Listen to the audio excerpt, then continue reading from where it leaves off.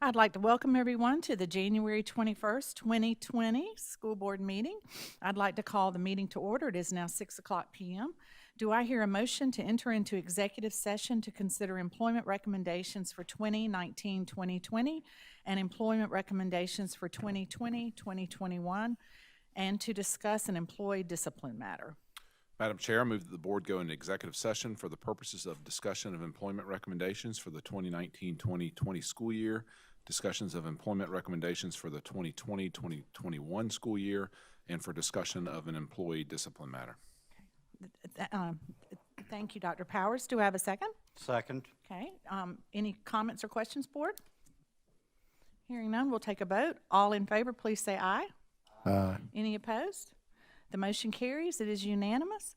And we will adjourn now. We want to welcome everyone. It is January 21st, 2020, and this is our first board meeting of the new year.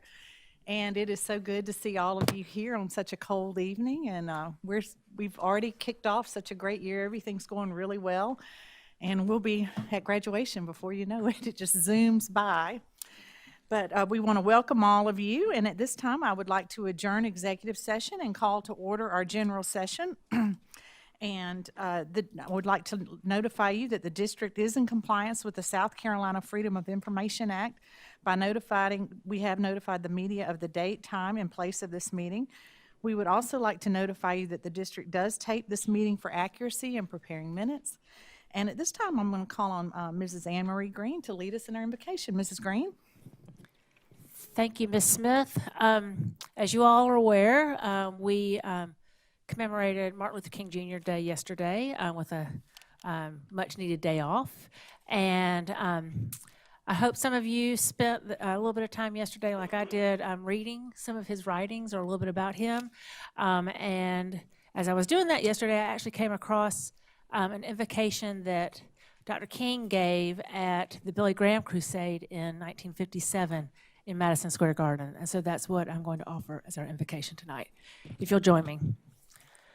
Let us pray, O God, our Heavenly Father, out of whose mind this great cosmic universe has been created, toward whom the weary and perplexed of all generations turn for consolation and direction. We come before thy presence this evening, thanking thee for the many blessings of life. We come recognizing our dependence on thee. We also come, O God, with an awareness of the fact that we have not always given our lives to that which is high and noble. In the midst of all of the high and noble aspects of justice, we followed injustice. We stand amid the forces of truth, and yet we deliberately lie. We stand amid the compelling urgency of the Lord of love, and yet we live our lives so often in the dungeons of hate. For all of these sins, O God, forgive. And in these days of emotional tension, when the problems of the world are gigantic in extent and chaotic in detail, give us penetrating visions, broad understanding, and power of endurance and abiding faith, and save us from the paralysis of crippling fears. And, O God, we ask thee to help us to work with renewed vigor for a warless world and for a brotherhood that transcends race or color. Amen. Amen. Thank you, Mrs. Green. Board, do I hear a motion to approve the agenda as presented? So moved. Thank you, Dr. Powers. Do I have a second? Second. Thank you, Mr. Oswald. Are there any questions or concerns regarding the agenda? Hearing none, we'll take a vote. All in favor, please say aye. Aye. Any opposed? The motion carries and it is unanimous. Board members, you have been provided with copies of the minutes for the December 17th, 2019 regular board meeting. Other than the corrections already provided and made, are there any additions or corrections to the minutes of this meeting? Hearing none, we will accept the minutes as presented. We had 7.0 as reports and action items from executive session. Do I hear a motion to approve 4 certified recommendations for the 2019-2020 school year? Madam Chair, I move the board accept the 4 certified recommendations for the 2019-2020 academic school year as presented by Dr. Little and the senior leadership team. Okay. Thank you, Dr. Powers. Do we have a second? Second. Thank you, Mr. Anderson. Are there any questions or comments regarding these positions? Hearing none, we'll take a vote. All in favor, please say aye. Aye. Any opposed? And the motion carries, and it is unanimous. Do I hear a motion to approve 2 certified recommendations for the 2020-2021 school year? Madam Chair, I move the board accept the employment certified recommendations for the 2020-2021 school year as recommended by Dr. Little and the senior leadership team. Thank you, Dr. Powers. Do I have a second? Thank you, Ms. Green. Are there any questions or comments regarding these 2 positions? Hearing none, we'll take a vote. All in favor, please say aye. Aye. Any opposed? The motion carries, and it is unanimous. There was a discussion about an employee discipline matter. No action is required as a result of that discussion. At this time, I'm going to ask Dr. Little to step down for honors and achievements. But before he steps down, I think he wants to. Absolutely. If I could just take a couple of moments here to say a few words. January is National School Board Recognition Month, a time to celebrate our Board of Trustees and their service to the district. The theme this year is School Board Strong, and it highlights the unique role school boards play in championing and advocating for quality education and, most importantly, for our children. Lexington County School District 1 residents elect school board members. These voters choose high-quality individuals who care first about ensuring the success of their children and, in turn, the success of schools these children attend. For years, these volunteer board members have, quote, put children first, which is we have quoted over the wall over here to my right, your left. They set aside their differences to work together for this one goal and to answer this one question: what is best for our students? They give freely of their personal and professional time to better our schools, and they receive no monetary compensation for this role. They make this 4-year-long commitment just because they believe it is the right thing to do for our students. So tonight, on behalf of our students, employees, and parents of Lexington School District 1, I would personally like to say thank you for your service, thank you for your efforts, and to empower each child to design the future. And if you would, please join me in expressing appreciation to Board Chair Cindy Smith, Vice Chair Anne Marie Green, Secretary Dr. Brent Powers, and members Mike Anderson, Jada Garris, Dr. Kyle Guyton, and Tim Oswald. Let's give them a round of applause.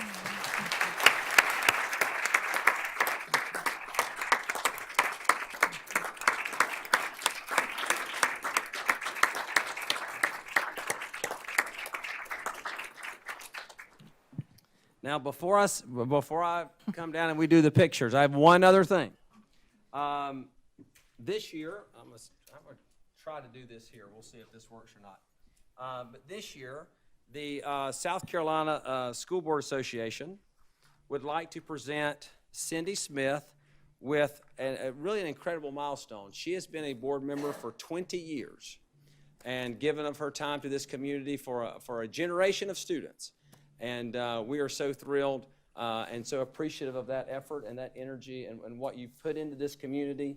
And so we would like to recognize you tonight with a certificate from the South Carolina School Boards Association for your 20 years of service, as well as a lapel pin. For those of you who need glasses, this says 20 years on it in the back. But thank you very much for all that you do for the children.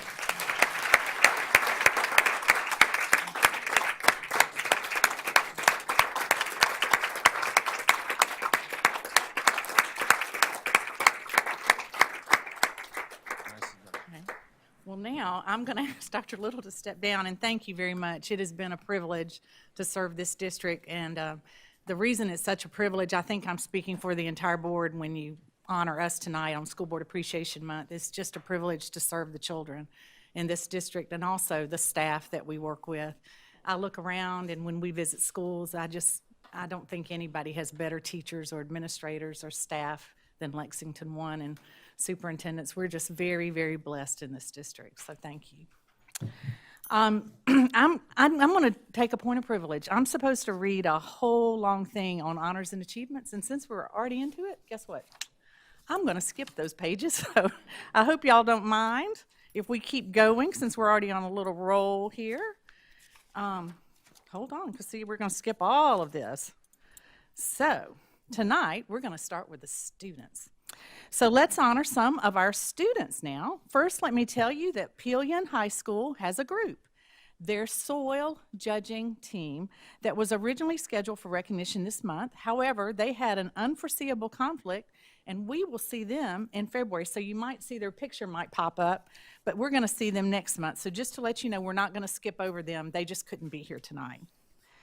Now we're going to go to the 83rd Annual Shrine Bowl of the Carolinas Players. River Bluff High Senior and running back Braden Walker and White Knoll High Senior Nick Taste, an offensive lineman, was named to the 83rd Annual Shrine Bowl of the Carolinas team. The game held at Wofford College's Gibbs Stadium is America's oldest high school football all-star game, get this, in the United States. It features 44 of the best high school seniors from North Carolina against 44, and I'll have to say, of the best high school seniors from South Carolina. This year, the South Carolina Sandlappers bested the North Carolina Tar Heels, sorry, Greg, 28-17. And if Nick or if Braden are here, would they come forward? Are they here tonight? Well, let's give them a round of applause even though they're not here.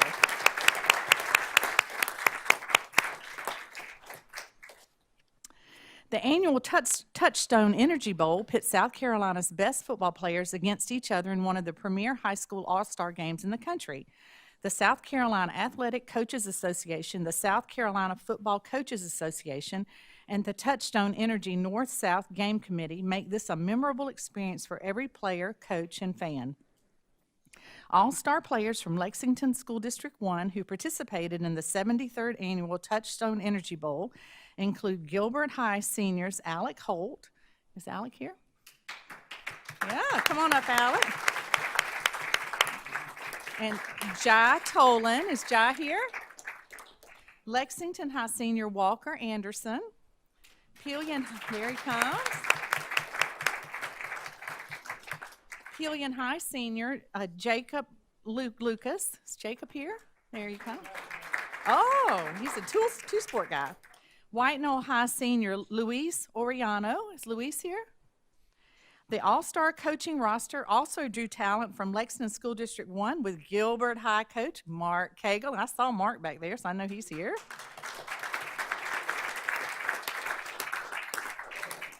Pillion High coach Dan Holland. Is Dan here?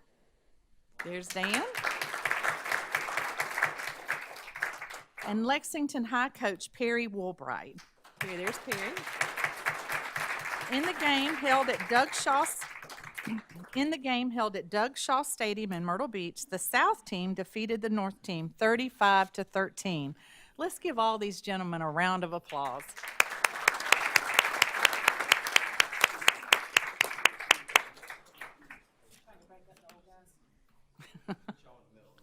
I like all that red.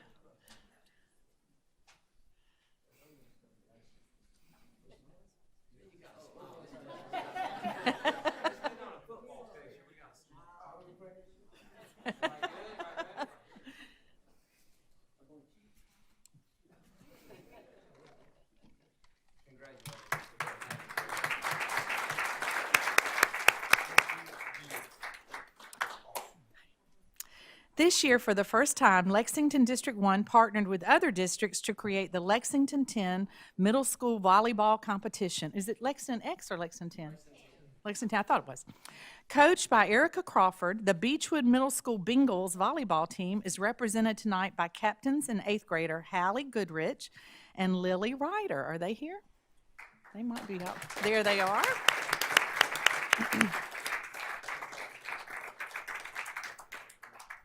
Although we couldn't fit the entire team in the auditorium tonight, we want to recognize them. The team of 8th and 7th graders included Emily Allred, Peyton Baker, Abigail Barnes, Emily Dorinzio, Lily Deo, Elena Harry, Chloe Osment, Jaslyn Snow, Elizabeth Sykes, Sarah Sykes, Cameron Turner, Kendall Vinson, Ellison Watkins, and Megan Wazalowski. And we're going to stop right there for a picture, so let's give them a round of... This is actually... Yeah.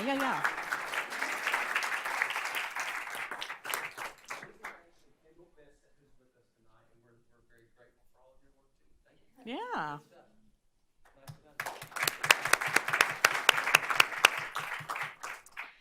Gilbert High School 12th grader Gracie Howard's essay, Perilous Beauty, earned first place in the South Carolina Wildlife Magazine's personal essay contest.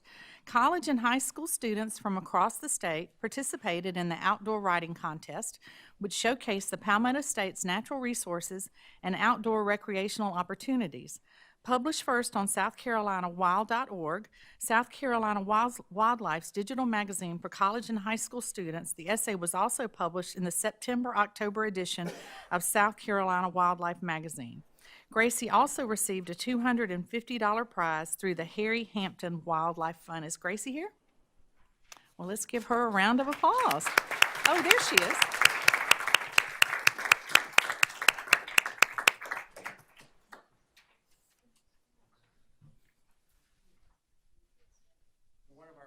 That's what I thought. She's like the best archer.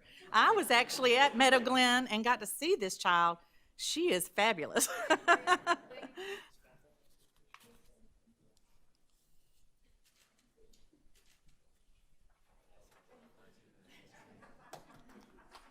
Okay.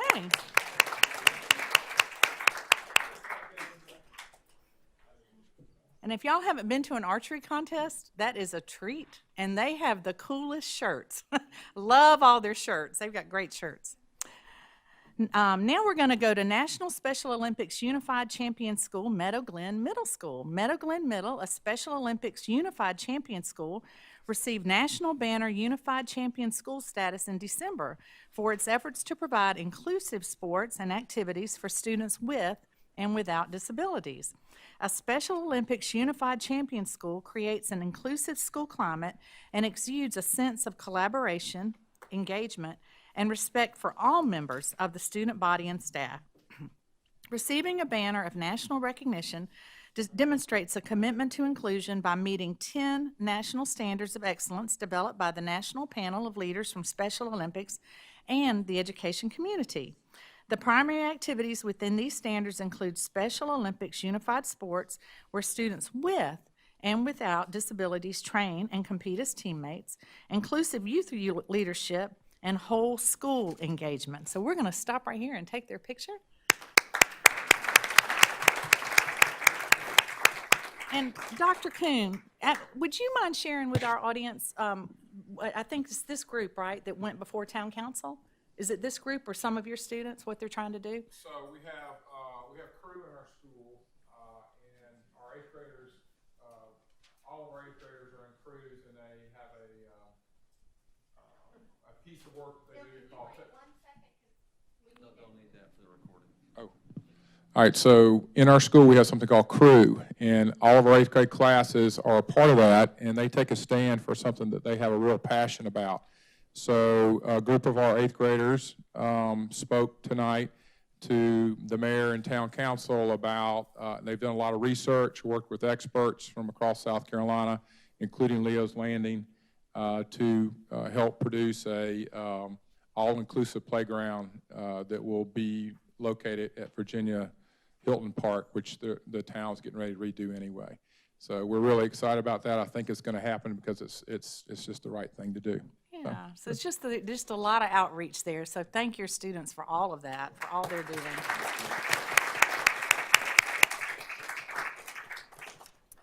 Okay, WIS-TV and Mungo Homes recently honored Meadow Glen Middle School counselor Dominique Sawyer with the WIS-TV Mungo Homes Community Builder Award for her creation of and work with a structured guidance group called Grace Peace Sisterhood. Grace Peace Sisterhood helps young African-American middle school girls navigate their middle school years. A partnership with the University of South Carolina also gives these girls access to additional guest speakers, workshops, and field trips. Is Miss Sawyer here? She is not. Okay, so let's give her a round of applause. That's a neat thing. We're now going to go to our the grant section of our awards. The online giving platform DonorsChoose.org continues to support our educators' funding request. Our most recent educators with fully funded projects include Beechwood Middle School 7th grade English language arts teacher Michelle Norris and Midway Elementary School's lead interventionist Allison Jackson. Michelle Norris recently received full funding to build her classroom library while addressing the interest and reading abilities of all of her students. Allison Jackson requested financial support to expand her training and skill set as she serves students with dyslexia. She will complete a dyslexia certification course and learn to implement the Orton-Gillingham approach. She plans to share what she learns with her team members so that they can all help struggling students who learn in different ways. Are Ms. Norris or Ms. Jackson here? No, let's give them a round of applause.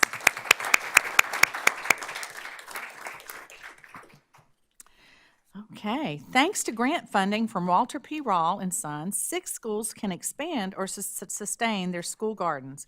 Recipients of school garden mini grants include Beechwood Middle's Hallie MacArthur and Annie Peterson, Forts Pond Elementary's Helen Seisloff, Pleasant Hill Elementary's Emily Stickney, Red Bank Elementary's Rocky Barnes, Saxagatha Elementary's Ginger Hackett, and White Knoll High's Johnny Thompson. Are any of those teachers here?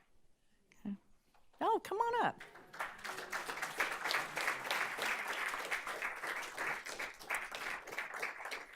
While you're coming up, I'm going to talk about what all this encompasses. Walter P. Rawls financial support, $500 for a new garden or $250 to maintain an existing garden, allows teachers to provide outdoor learning opportunities that reinforce concepts such as teamwork and responsibility while demonstrating real-world applications of mathematics and biology. The $1,880 in grant funding will impact more than 3,000 student gardeners, as well as hundreds more who enjoy eating the produce yield from these school gardens. Let's give these teachers a round of applause.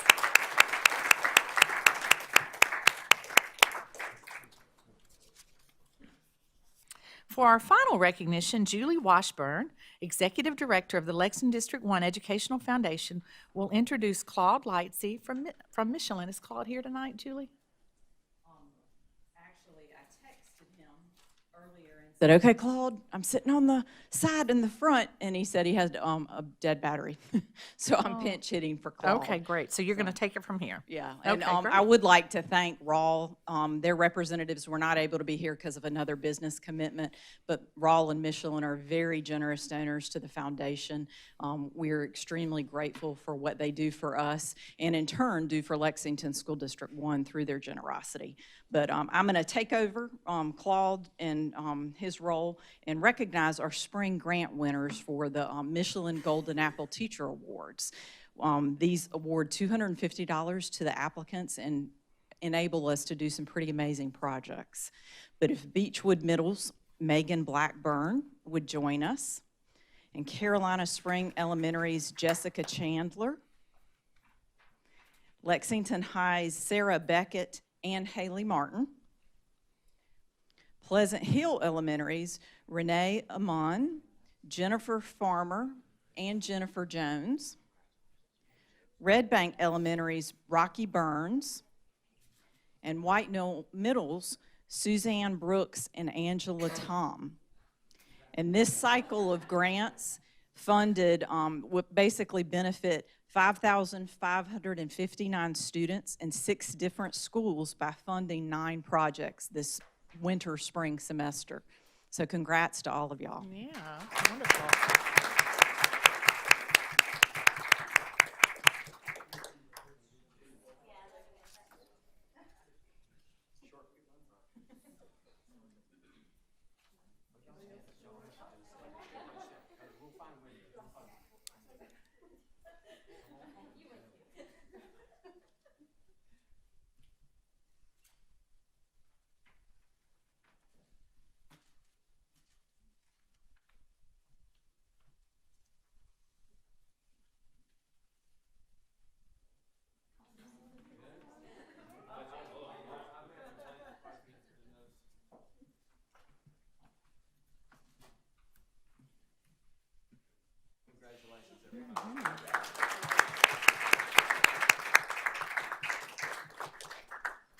And I would like to thank Ms. Washburn for working with Michelin and Walter P. Rawl.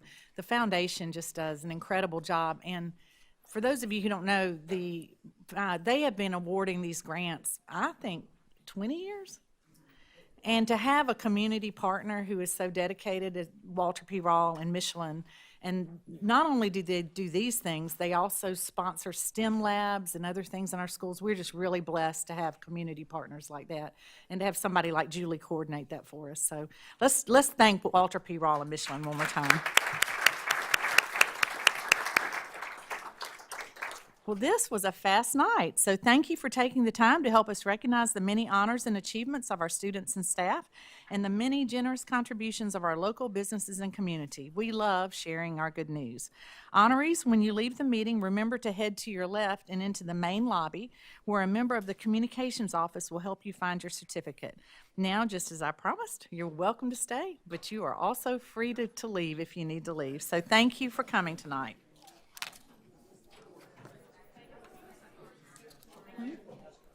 Well,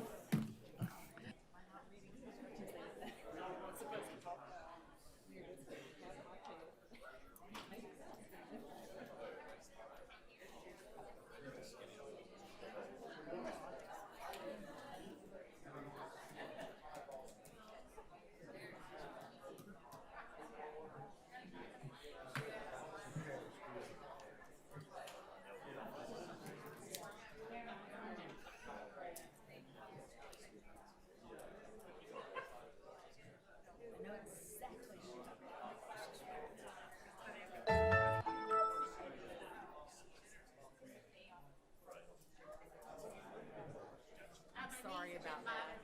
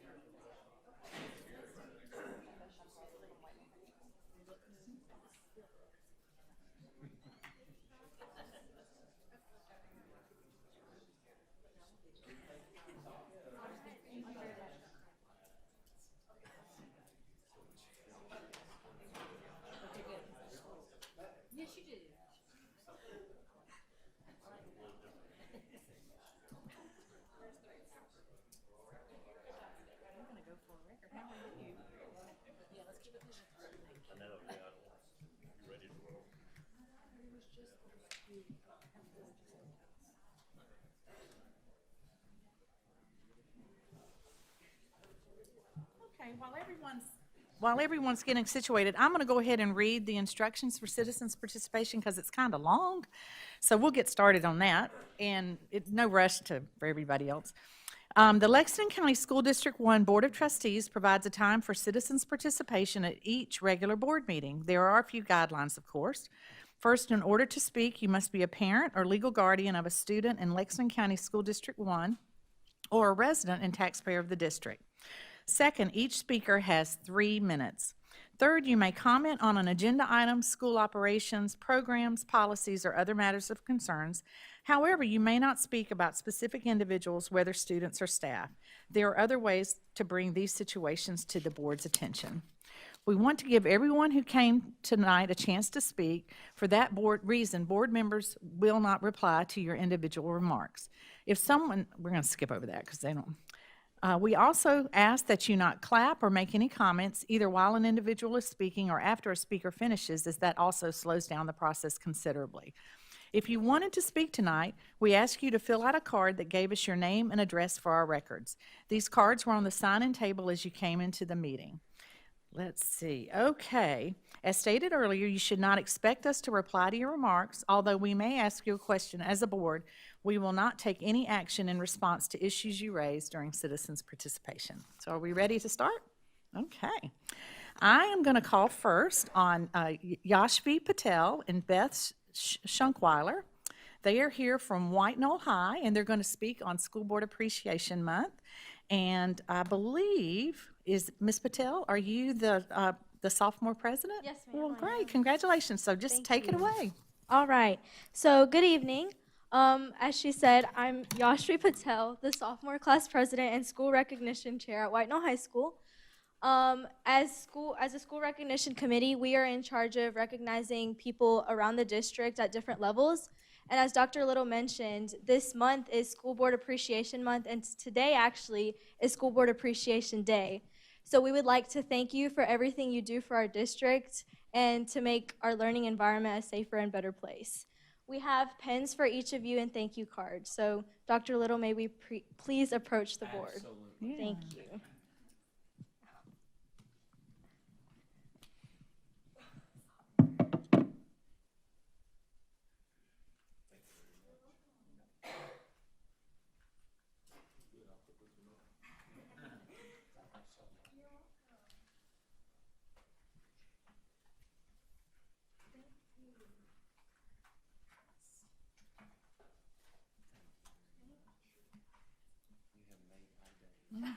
Yeah, thank you. You're so kind.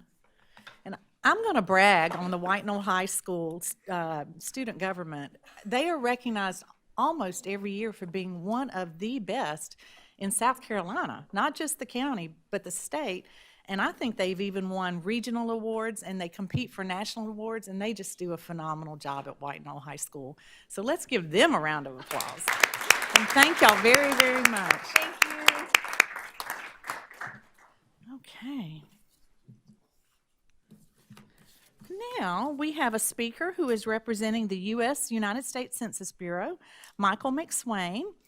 He lives over in Little Mountain, but we're going to let him speak because this has such a direct impact on our students. So, Mr. McSwain, Thanks. I was worried about catching grief about that, so Yeah. I appreciate it very much. cross the dam. I'd like to speak. Thank you for your time. I'm very grateful to be here, and I'm going to start it in very brief, informal comments. I'm going to start it in with gratitude.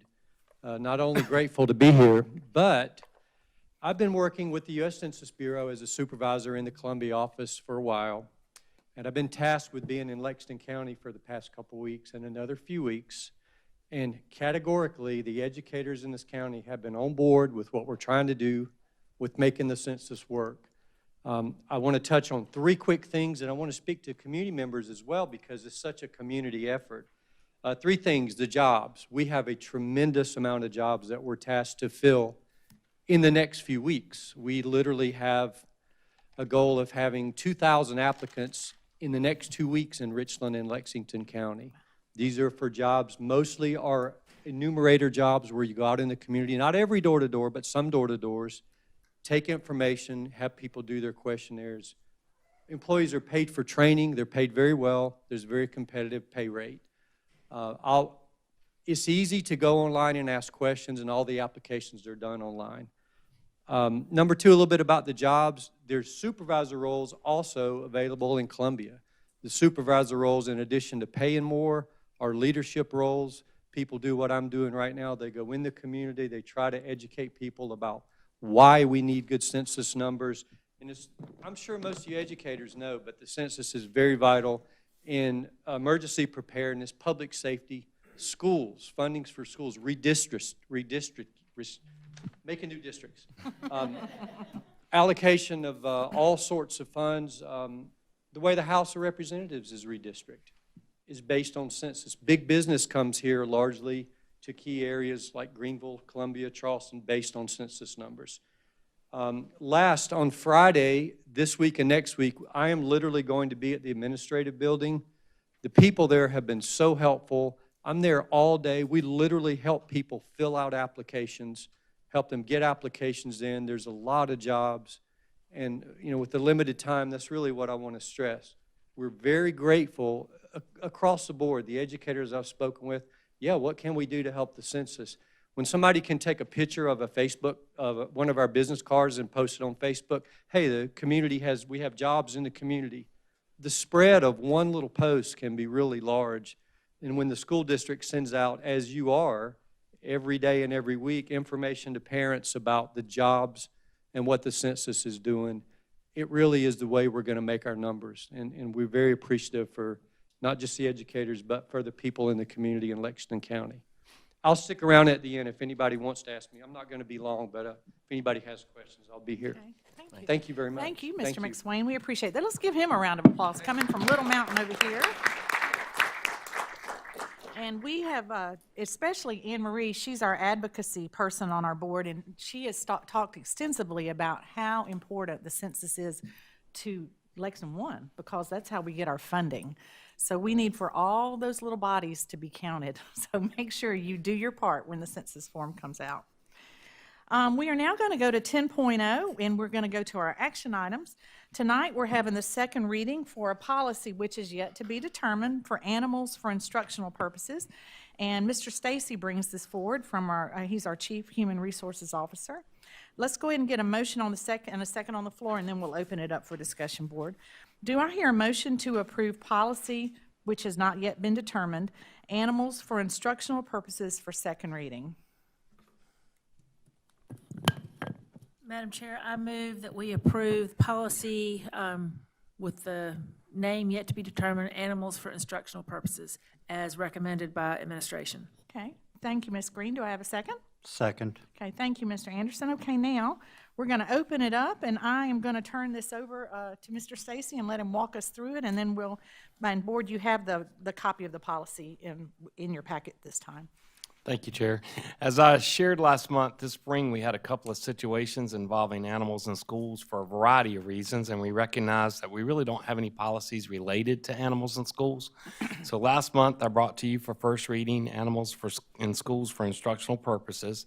I've included for your information the internal procedures we would utilize for approval. This policy's been reviewed by our attorneys and our administrators. I received little feedback since the first reading other than from LTC concerning the number and frequency of requests as established in our internal procedures. So we're working with Mr. Myers to determine avenues to minimize the internal process while maintaining the integrity of the policy. So the board doesn't really approve the internal procedures and forms, so I just bring to you second reading of animals in schools for instructional Okay, purposes. thank you, Mr. Stacy. Board, are there any questions or comments regarding this policy before we vote? Yes, ma'am. I actually have one Ms. question, and this is actually from the procedures section, which I know is not part of the policy, but I did have a question. On item number 7, it's on page 19 in our packet. Under the procedures, item number 7, it states animals will never be permitted in areas where food is prepared or served. And I was just thinking, like, if a kindergarten classroom has a pet guinea pig, they serve snacks in their classrooms.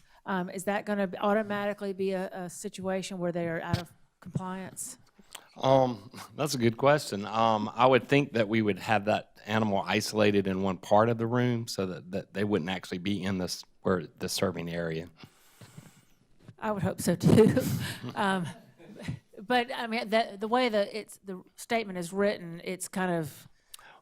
I'll take that under advisement. We'll look at it and see. Again, y'all don't approve the procedures, but that's a great note to make, and we'll clean it up. Great, good Thank point, you. Ms. Green. Anything else, board? Okay, hearing none, we'll take a vote. We have a first and a second on this. All in favor of this second reading of the policy for animals for instructional purposes, please say aye. Aye. Any opposed? The motion carries, and it is unanimous. We'll now go to second reading for the 2020-2021 board meetings calendar. And let's go ahead and get this motion on the floor and see if we want to discuss it. Do I hear a motion to approve policy, the 2020-2021 board meetings calendar? Madam Chair, I move that we approve the 2020-2021 board meetings calendar as recommended by administration. Great. Thank you, Ms. Green. Do I have a second? Second. Okay, thank you, Dr. Powers. And now we'll open it up for discussion. Ms. Hill, are there any questions or comments before we discuss it you want to bring out? No, I'd point out again that the board policy currently allows for the regular monthly meeting to be the third Tuesday of the month. The entire annual school calendar was able to accommodate that, but we are asking for a waiver in June. We'd like to push it out another week, so that's primarily because of the budget process often takes us there anyway, and we're asking you to extend the time. So we decided to ask for that up front. There was some question about some of the second meetings at the last meeting. We're studying those, but we do know that we need the August 4th and September 8th ones in particular for last-minute HR hirings. We need to be able to have a place for that. And this December 8th would probably be where we would hold the new board members training after the election in November. Yeah, it is an election year, so that's good. Okay, Board, you've heard Ms. Hill's presentation. Are there any questions or comments regarding this calendar? I know I had some comments last time, so I'm just curious, does everyone think we still need all of these additional meetings? I know she mentioned the ones we do need, but I still don't think we need the April and May meetings or the October. Okay, thank you, Ms. Garris. Anyone else have a question or comment? I'd like to ask Dr. Little, those extra meetings, those are generally Kind of designated for specific topics, like strategic plan, budget readings, and things like that. Could you kind of elaborate a little bit on those, the need for those? Sure, yes, ma'am. So, well, one of the reasons that we include just the dates by themselves is for your convenience, so you can mark them down. And then if you ultimately need to cancel them, you certainly have that option to do so as we go on forward. For example, June's second meeting is really more of an HR meeting. August is typically that as well. September, we do a board workshop that meeting. October, I think October, there's, is my evaluation is really the focus of that second meeting. December would be board trainings, and I have not memorized the list, but April is typically a budget workshop where there's one big budget workshop done that particular day. So it's for those types of things, and it's really for the board's convenience.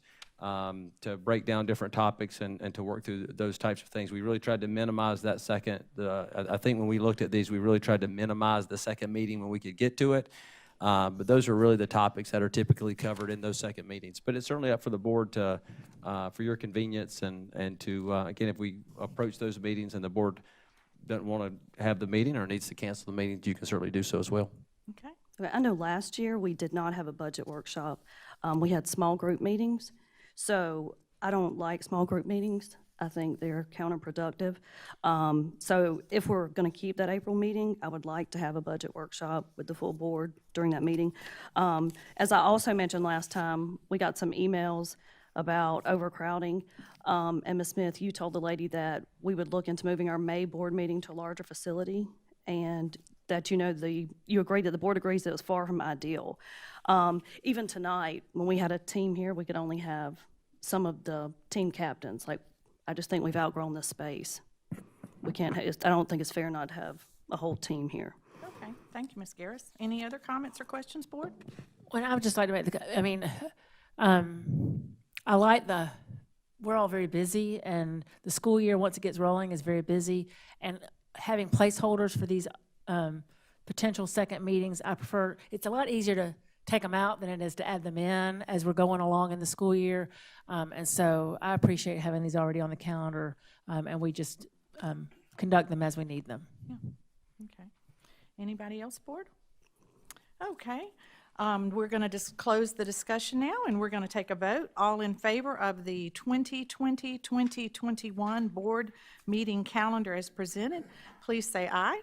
Aye. Any opposed? I'm opposed. Okay, so we have 6 in favor and 1 opposed, and the motion carries. Okay, so now we'll go to 10.3, which are student travel requests. And do I hear a motion to approve 18 travel requests as presented by Dr. Gloria Talley? Madam Chair, I move that we approve 18 student travel requests as recommended by administration. Okay, thank you, Ms. Green. Do I have a second? Second. Okay, thank you, Mr. Oswald. Are there any questions or comments or anything, Dr. Talley, you want to update us on that we don't know about these? Okay, thank you. Any questions or comments, Board? Hearing none, we'll take a vote. All in favor, please say aye. Aye. Any opposed? The motion carries and it is unanimous. At this time, we'll turn to 10.4, which is an amendment to our 403B plan. This is presented by Mike Stacy from Human Resources. Do I hear a motion to approve the amendment to the 403B plan as presented in your packet, Board? Madam Chair, I move that the board accept the administration's recommendation to approve the amendment to the 403B plan as presented. Okay, thank you, Mr. Oswald. Do I have a second? Second. Thank you, Ms. Green. And we will, first of all, let's open it up to Mr. Stacy, and then we'll open it up to the board for comments or questions. Mr. Stacy? Thank you, Madam Chair. I'm going to turn this over to our 403B Administrator, Corinne Pangle, to present our changes to our plan as required by the IRS. Okay. Thank you, Ms. Pangle. Jump on up there. All school districts sponsoring a 403B plan must reinstate their plan documents onto an IRS-approved plan document by March the 31st, 2020. Reinstatement onto the IRS pre-approved plan gives the district reliance that the provisions in the pre-approved plan are compliant with IRS rules and regulations, and the plan assets are protected from taxation. This plan provides Lexington School District 1 a plan document with an IRS seal of approval. The district would also like to add 3 additional vendors who have met the requirements set forth by the district's school board policy, Administrative Rule EGAE-R annuities. The new vendors are Higgins and Halloran with 5 enrollments, Crescent Financial Group with 9 enrollments, National Life Group with 24 enrollments. The district will need 2 members of this board to sign the enclosed document upon approval. Okay, great. Thank you, Ms. Pangle. Do you have anything else you want to add, or that's it? Why don't you stay there for just a minute in case we have some questions for you. So, Board, do we have any questions or comments that either Mr. Stacy or Ms. Pangle could answer for us? Okay, hearing none, we've already got a motion and a second on the floor. We'll take a vote. All in favor of the amendment as to the 403B plan as presented by Mr. Stacy and Ms. Pangle, please say aye. Aye. Any opposed? The motion carries and it is unanimous. At this time, we're going to go to 11.0, which is our superintendent's report. Board, from this point forward, these will be for information only, and I'm going to turn it over to Dr. Little. Dr. Little? Let's switch it. Thank you, Madam Chair. I apologize there. What I'd like to do is, if it's okay, since these are all reports, I know we see a couple of principals there in the back of the room, and I think maybe some other folks are here for the rezoning conversation. Mm-hmm. So if we could actually start with the rezoning conversation and then work our way, if that's okay, since they're all new business or reports anyway. And so I'd like to turn it over to Mr. Salters, who is going to walk us through Just stop for just a I'm second. sorry. Okay. For those of you in the audience, if you're following by the agenda, if you'll look at 12.2, we're going to have the first reading of the Centerville Elementary Zoning Plan, which is the new elementary school in Gilbert. And now, Dr. Little, take it away. I'm sorry, I apologize, No, I Madam just Chair. wanted them to know where we were. It may just be more convenient for some folks who are wanting to hear one particular thing. Thank you for your indulgence. So, Mr. Salters, if you would you like to tackle 12.2, our Centerville Elementary Rezoning Plan? Thank you, Dr. Little. Members of the board, tonight we bring you first reading of the Centerville Elementary School attendance lines. Again, we will bring this back to the board for 2 additional readings. We'll talk a little bit more about that here in a little while. But as you recall, Centerville Elementary School is being constructed on Highway 1 out in the Gilbert community, and we're excited about that facility opening in August. And so we need to start the process of redrawing lines to populate that facility. So as we do this, this is I hate to say it, but it's a pretty standard practice in Lexington School District 1.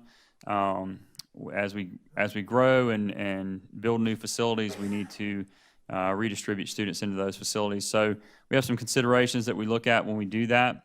Obviously, we want to try to use our facilities as efficiently as possible.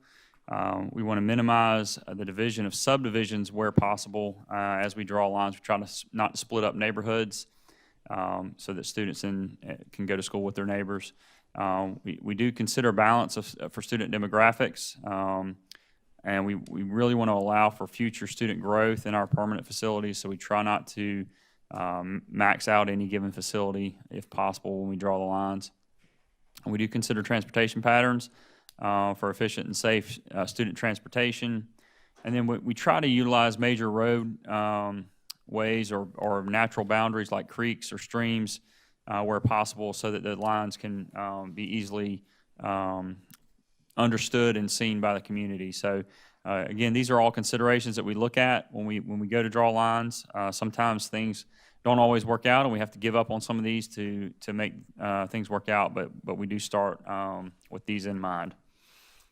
And so I just want to take a quick step back in time for a second and have you think about the Lexington attendance area in the 70s, early 70s, and the Pelion attendance area really in the early 2000s. And I want to point out a few things to you. So looking at the Lexington attendance area, this is actually the current River Bluff, Lexington, and White Knoll High School attendance areas, which back in the 70s, this all represented Lexington High School, the Lexington High School attendance area. And that's about a third of our district. And you can see today we have 14 elementary schools serving those communities. And at the time in the early 70s, there were 2 elementary schools, Oak Grove Elementary and then Lexington Elementary were over in this area, serving all of that Lexington High School attendance area. So about a third of the district was being served at that time by 2 elementary schools. And of course, now you can see what has happened over time. The growth in the Lexington community and White Knoll and River Bluff communities has really driven us to add additional elementary schools. And in fact, in our 2018 referendum, we're actually going to add an elementary school in this area and then one down here in this area. So a lot of growth occurred over that period of time.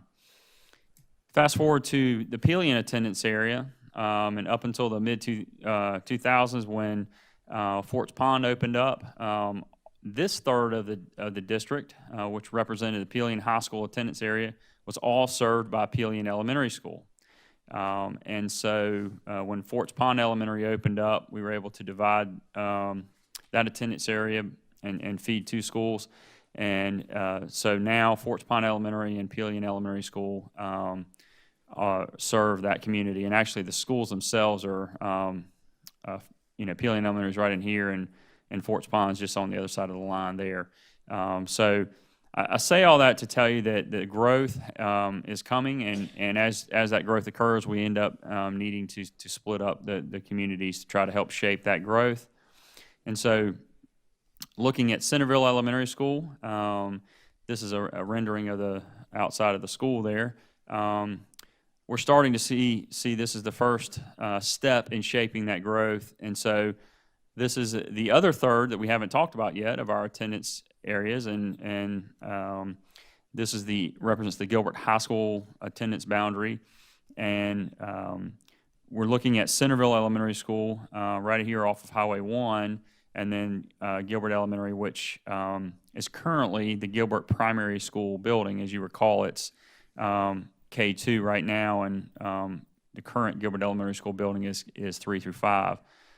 And so we will open Gilbert Elementary School as a K3 through grade 5 elementary school. And so we'll have some pre-K services there for some of our special education students. And then Centerville Elementary will open as a K4 through grade 5 school. And the anticipated enrollment for these facilities, you see there, Centerville at 705, and then Gilbert Elementary School at 816. These are based on projections, and so it's pretty. I won't say it's easy, but it's more of a science when you're doing middle and high school projections, because most of the students are already in your system.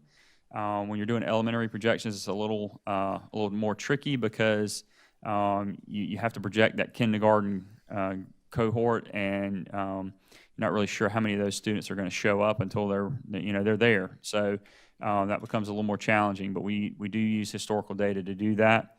And so we're projecting these two opening enrollments at 705 and 816. Centerville, as you recall, is being built to house 1,000 students, and Gilbert Elementary School comfortably I shouldn't say comfortably, but they'll be packed pretty tight at about 875. And so we want to try to, as you recall in our considerations, leave a little bit of room for growth in each of these communities. And we also will be repurposing the current Gilbert Elementary School facility in the future. And so these early childhood programs will ultimately be relocated to that facility, further allowing for growth in these two schools. So let's take a quick closer look at some of the information around this line. We've estimated some travel distances that students might travel for these areas, and so you see Centerville here in the green. And so if you're on the northern end of the community, about 9.7 miles from this area, about 4 miles from here, and then about 8.8 miles from here. And then getting to Gilbert Elementary School from the furthest points in that attendance area, 12.5 miles here, and then 10.6 miles here. And as you recall, of course, these students are already driving to get to this area to attend the schools as well. So just wanted to put that there for your perspective. And then we can zoom in a little bit on the actual attendance line so you can kind of get a feel for the roads involved.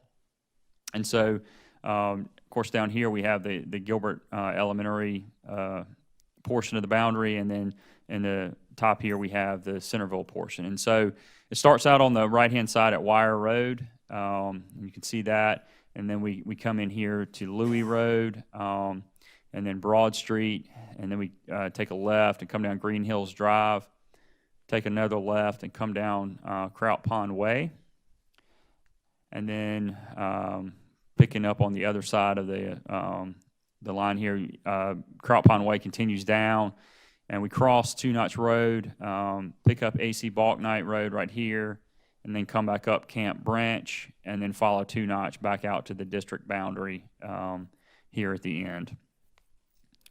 And by doing that, that produces the enrollments that I've shown in the projections there. Mr. Salters, could Yes. you go back and talk about the Nook for a little bit on AC Balknight? Sure. So this area right here, there are some a densely populated area of students right in this area, and that's why we have pulled this area out into Centerville. And there's some students on each side of the road that help balance that enrollment for Centerville. So that's why those are pulled up to that area. Looking at our instructional programs that'll be offered at each school, of course, we've talked about this previously, but immersion will be offered at both schools. So Spanish immersion. Spanish, right? Spanish immersion will be offered at both schools. Of course, there's an existing immersion program at Gilbert Primary and Gilbert Elementary School, and that'll be offered at both schools. We'll have as I mentioned, a 3-year-old and 4-year-old offering at Gilbert Elementary School. That will continue, and then there'll also be a 4-year-old offering at Centerville Elementary School. Currently, we have no grandfathering planned at this time. Since all the rising 5th graders that are affected by this will actually change their physical school location. They will either go back to the primary school building, which will be the elementary school, or they'll go to Centerville. So we haven't recommended any grandfathering in this process. And then, as I mentioned earlier, the 3- and 4-year-old programs will ultimately move to the new Early Childhood Center as it's repurposed there in the future. Dr. Powers? Do you have a feel for the number of kids in that 3K and 4K? Just I'm trying to think about future capacity for those two elementary schools if those kids come out. Yeah, so there Just are ballpark. I think there are at any given time there are about 40 4-year-olds on each campus, and there's two classes of those. So there's actually like 80 kids that can be involved, I think, total. And then there's about I'll just say 10 to 15 students in the So it's about 3-year-old that can kind of float in 2 different classes. So, yeah, it's a relatively small group, but it could end up being, 3-4 classrooms at each building, which has a pretty good impact. So ultimately, those will move to the Early Childhood Center, and those programs would ultimately be able to expand beyond what they are now once they're moved and aren't constrained by space. That's the point I was going to make. So when we move to the Early Childhood Center, the hope would be that then the early childhood programs begin to expand, so we would be serving even more kids on that facility. But these are just the kids that are currently being served on our current campuses. We just have to weigh the budget consequences of that, because the funding model is, we just got to process that. So. What's a hopeful time frame for the early childhood facility to have kids in it? I think the time frame right now is 2 years. We're have to get out of the building, and then we have to go through a design and construction process. But our instructional services team is doing some research on what that center will look like, and doing some planning. So that's really kind of year one, once the facility is vacated, doing that planning and figuring out what it's going to look like, and then design construction the second year. Some key dates I want to point out to you. Obviously, tonight we're having first reading. As our standard process, we take this information to the board first, and then we go out to the communities impacted and review the information. So we'll be having community input meetings at Gilbert Elementary on the 4th, and Gilbert Primary on the 5th. Then we'll collect feedback from the community at those meetings, and then also online. All that feedback will be shared with the board, and we will hear from you on changes that you might recommend making, and based on the community feedback, we'll then have second reading, have another presentation at that time, and also during, between second and third reading, we'll also have the opportunity to have additional feedback through a mechanism that our communications department establishes online. And we'll go through that process and then bring a third reading to the board for final action on the March regularly scheduled meeting. And so just want to also remind the board that we are doing some renovations at the current primary school campus, which will obviously be named Gilbert Elementary School once again. And one of the things that you see in the rendering here is we want to have a focal point for the campus. This was a prototype plan that was built in the early 80s. It was built at Peelian Elementary School and Red Bank Elementary School. And so one of the things that is we've noticed over the years from feedback is people don't really know where the main office is. And so we're trying to introduce some elements here that kind of say, here's the front doors, come visit our school. So that's one of the big things that's going to be taking place there. You see a number of things listed here that we're going to look to accomplish this summer, and really give the facility a nice, fresh, clean look. A couple things I'd like to highlight for you. One is the updated library book collection. We have really, when we opened Beechwood, we kind of started this process of opening our libraries at an exemplary status, and they are graded by the State Department of Education. That has to deal with the number of books per student, the age of the collection. There's a number of factors involved in that metric. But we started there with the goal of reaching exemplary status, which we did. And these two facilities will also be brought to exemplary status. And so we're going to take the collection that's at Gilbert Primary School, cull the books out that need to be culled, and then replenish with new books to bring them up to exemplary. The current Gilbert Elementary facility will take those books with them after they've culled them out to Centerville, and those will be replenished and bring them up to exemplary. So both schools will have a mix of new books and existing books, but both will open with an exemplary rating in their libraries. Obviously, Gilbert Elementary will also have new classroom furniture. You recall that's happening across the district as part of our bond referendum. There's furniture actually being installed today at Midway Elementary School. I think Carolina Springs Elementary might be next on the list. So we're making our rounds around the district with that.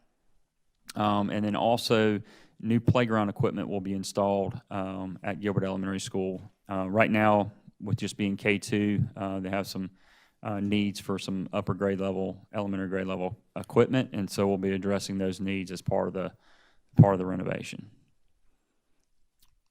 And this is a difficult thing to look at here, but you can see this dark outline. That's actually the building footprint.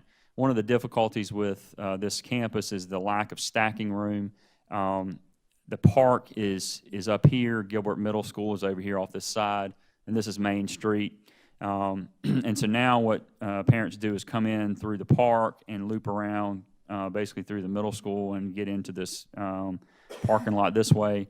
And we're going to create a stacking loop where we come in to the main entrance of the school and maneuver around the stacking drive here and then enter to the front of the school. So that's one of the things that's really been a challenge on that campus. So we're going to extend that stacking there and allow folks to really kind of come in the front of the school and really hopefully get out of using that park entrance because over the years there's been some damage to the park by cars, just so many cars moving through there. So really trying to get everything back onto our property. So really excited about that improvement that will occur this summer. With that, I'll be happy to answer any questions that you have regarding the rezoning. And again, this is just first reading, so we'll have a lot of input over the next few months to get to a final set of lines. I have a question about the stacking you just showed. How will that work with the bus loop? So the bus loop will be unaffected. I mean, it's right here where they come in and they'll come around this way and make their way back out. So the stacking is separate from the bus loop. Okay. There's currently a small little U-shaped loop right here. Excuse me, and that will go away. Okay. So where will that go? Because special needs loads and unloads there. They do. They will most likely load in the bus loop right here. Okay. I'm just curious, who redraws the lines for when we rezone? Who's involved in that process? Who's involved in the process of actually drawing the lines? Right. So we have a process where the operations staff, Mr. Warren, myself, work through several iterations of lines, and we present those to SLT, and SLT discusses those different iterations and ideas, and we meet with the school principals to get input at the school level, and then we come up with a scenario that we think best fits the needs of the schools and the district, and bring those to the school board for discussion. And then obviously we have community input and the process that I've just described. So it's really a multi-leveled approach. A lot of people have their hands in it. Our communication staff also plays a key role in the communication part of organizing the meetings, getting feedback, collecting that feedback, distributing it to the board. Don't you also use some of the county maps and the software from the county that we shows have subdivisions and number of houses Sure. and roads and things like that? We have a very sophisticated GIS software package that Mr. Warren is an expert on, and that package ties into our county GIS, and those maps are uploaded. So every time new roads are put into the county, we get updates on where those roads are, new subdivisions, and that kind of thing. And that system ties directly into our Power School student information system. So our information technology staff also plays a key role, and that student data is transmitted into that system regularly. So we get updates, and so it's a real team approach.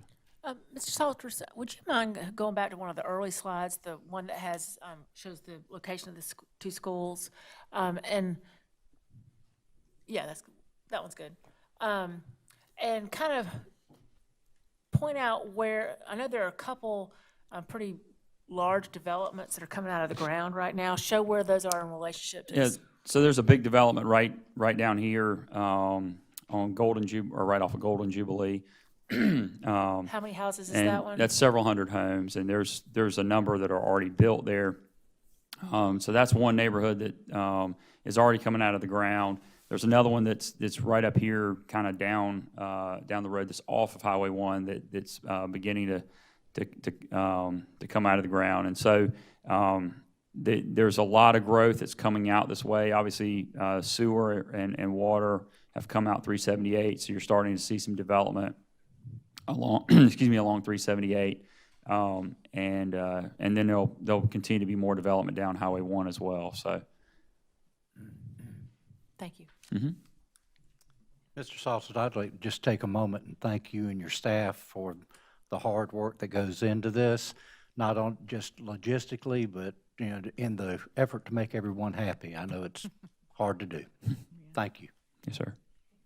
And while we're here, I want to acknowledge Mr. Branham and Mr. Moody. They're the two principals associated with these two schools. If you gentlemen will stand up for just a minute. I know everybody knows you, but let's just, because it is a lot to do this, and these two gentlemen are working very hard with their staffs to make all this happen at the ground level. So thank you, too, for what you're doing. Thank you, Mr. Salters. And I would just point out that, believe it or not, this might be the easy part. Mr. Stacy and the principals have the challenging part of getting everybody staffed once this happens. So I really appreciate all the work they're putting in to do that. Great. Okay. Dr. Little? All right, thank you again, Madam Chair, for your flexibility there. Just wanted to make sure we, in the event anybody wanted to see that first, we were able to get to that. I'd like to now ask Mr. Guy Smith, I believe he's here in the back, recently announced his retirement after 40 and a half years worth of educational service to, and most of them in Lexington one, and many of them in the Pillion community, as a matter of fact. I believe we said 28 years or something like that in just the Pillion community itself. So Mr. Smith, thank you, an extraordinary career and for all the work you've done, and we look forward to hearing your update today. Thank you so much. I wasn't expecting that, so I appreciate that very much. It's been a pleasure all those years to serve. I told someone today I've been going to school since 1963. That was first grade, not teaching, but I started so early that we didn't have kindergarten in Pillion School, so it's been a pleasure. I take a point of privilege to Ms. Yashvi Patel is a White Knoll Middle School product, so it was just a joy to see her here tonight presenting and doing such a wonderful job. And thank you guys for your service and what you do for us at White Knoll. Quick update this evening to kind of touch base back to some of the things that we've spoken of before that went into our plan going forward. As you know, we changed our schedule significantly this year, and particularly in our core classes. So our teachers now teach 4 core classes a day instead of 5. And at this point in the year, that has allowed us to gain extra time in language arts, math, science, and social studies. And if you do the math on that, we added about 10 minutes to each period. So halfway through the year, we've gained about 15 hours of instructional time in those 4 classes. So we think that is going to have to reap benefits. We know it has given our teachers time to do things that we want them to do, particularly in the workshop model for language arts and math. So we're excited about that. Our schedule also provided for 3 academic connections classes for our students, and those are all our exploratory classes and world language together. So all of our students are scheduled into academic connections classes. In the past, sometimes because we weren't doing pull-out in certain areas, some of our students did not get those academic connections classes because they might be in 4 core classes and, 5 core classes, and also resource math and language arts, those kind of situations. May I ask a quick question? Since you did a math problem, I'm sorry to interrupt you in the middle of your presentation, but you're retiring, so I'm going to go ahead and interrupt you. So we did 15 hours of extra instruction in the core classes, but then an additional 45 minutes a day or 42 minutes a day or whatever the exact number is of extra support in the Academics Connections class, which is another significant chunk of time that you're providing in your schedule for academic support that we did not have previously. Is that correct? Actually, Academic Connections is the new title we gave for our exploratory classes. Most of our students receiving academic support are receiving that through a push-in model. Gotcha. With our resource and RTI and ESOL teachers pushing into those core classes and co-teaching. Gotcha. Good question. Thank you, sir. Quick update on summer enrichment. We used part of our funding to do summer school at our place last summer. 25 students successfully completed that and were promoted. Shared this picture with some folks. They thought it was a bad-looking picture, but I kept it because it looks like the kid is having a terrible time, but actually he is engrossed in reading in the middle of the summer, so left that in there. We are monitoring those students' progress during the year. It is somewhat of a mixed bag, but more of them are on target to be successful this year than they were at this point last year, so we're continuing interventions with those students particularly, and our counselors and grade level administrators are monitoring their progress. We did go this year to a full push-in model in special education resource, RTI, and ESOL. Now we do have some students who also go to pull-out classes during their academic connection time, but not nearly as many as before, and those teachers are now pushing in with our core teachers. They're working on multiple models of that, and we're also finding, particularly halfway through the years, we're looking at student progress that we are really thinking hard about personalized interventions for those students. Our math coach, for instance, is pulling some small groups right now to work on attacking some of the problems we're having, students that are struggling at this point.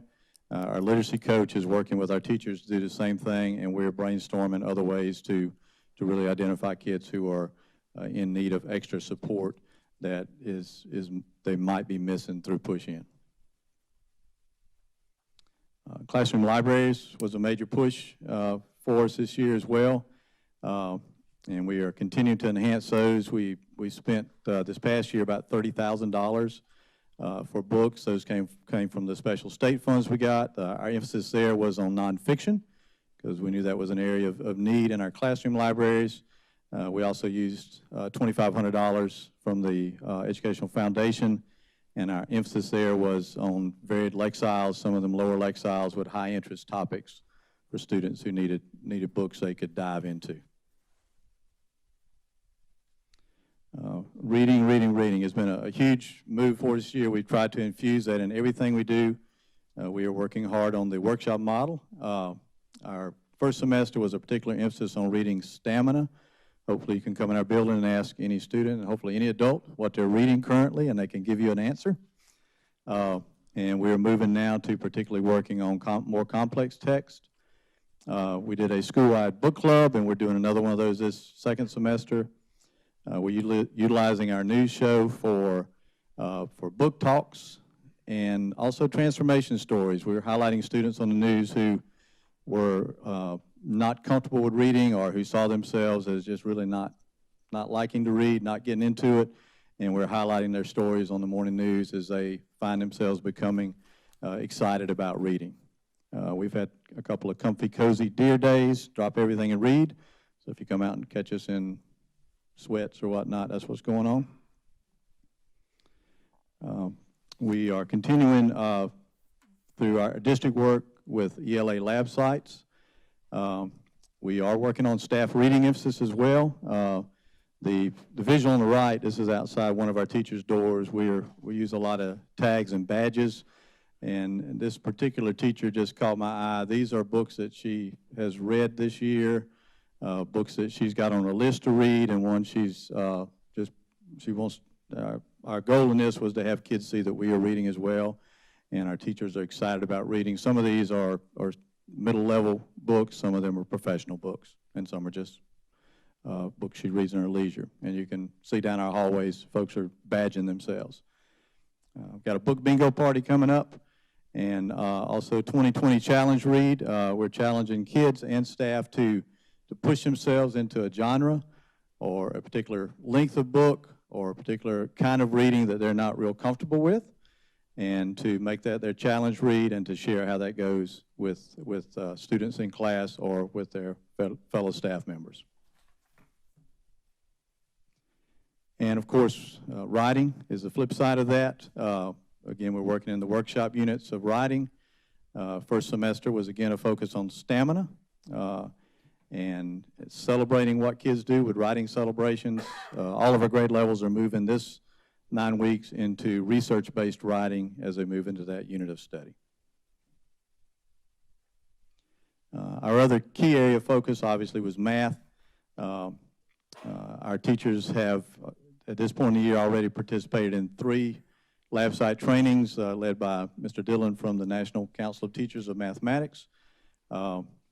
And we also have 2 district lab site visits that we've done. One has taken place already, one is coming up, and those focused on student engagement and collaborative work. In addition, we added a math coach to our staff this year to kind of round out our coaching support, and she's done a multitude of things. A book study with the math teachers, beefing up classroom materials. We've also used some funding for that. Faculty and student math challenges. She's currently working with small groups, and just really focusing with those teachers and putting materials into their hands that they can use immediately and get to work. One of the things that we found particularly successful this year, this is our literacy coach, by the way, but our fall curriculum night was designed to be 2 things particularly, to be student-led, so our students presented in classrooms that got our parents out in large numbers, and we also had each department come home with something to take home. Our math department, for instance, came up with a collection of manipulatives and cards and games and ideas for parents to use at home with their children to practice math and also to use like during game nights. And also the book fair made an appearance. We gave out lots of books. Finally, our priority funding plan for next year is in place, and we'll begin working towards that. And these are our main components: to continue funding our math instructional coach, to again provide the summer enrichment program for students who need a little extra push to make it to the next level. We will begin and are working now to begin planning for becoming an AVID site, and to continue growing our classroom libraries and working on materials for math classrooms. Yes, I close by saying Teddy Roosevelt was known for his enthusiasm and energy and effort. One of his sayings was, isn't it great to be alive and have all this good work to do? So I think that's our charge at White Knoll Middle and what you guys do every day. So, Thank you, Mr. Smith. Any questions? Have you gotten much feedback from the parents and some of the changes you've implemented, just anecdotal? What are the parents saying? We are hearing back about student reading. It's been really interesting. And that was kind of a combination of having time in the classroom to really do workshop model with many lessons, and then putting students to work in either reading or writing. So we are really giving students opportunities to get into reading, and we're hearing back some of those stories from home. Things that we've tried to connect with parents at home about how to help their children and get them into books and do some things at home. We're also hearing some stories back from parents about what they're seeing going on with their kids. So it's been exciting.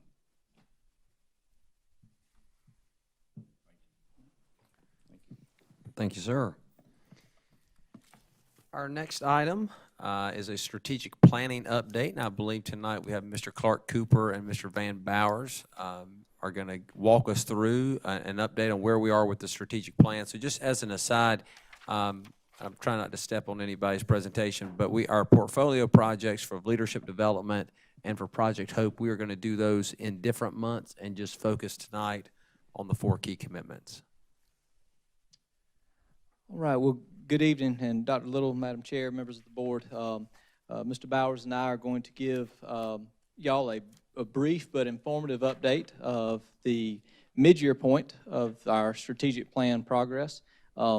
We are in, of course, year 2 of our 3-year strategic plan, and as Dr. Little has reiterated with us time in and time out, that year 2 is the tough year. I mean, the excitement and the buzz and the planning has all taken place. You get into the grind of the work, and I'll just say a word that I think's been key with him, with us and his team, and also heard Mr. Smith say it, is focus, but maintaining that focus as we move forward. Again, just share this with you as we have several times before, but the system commitments and then the outcomes, those power skills that we're looking for in our students, that is key. Those commitments are our drivers.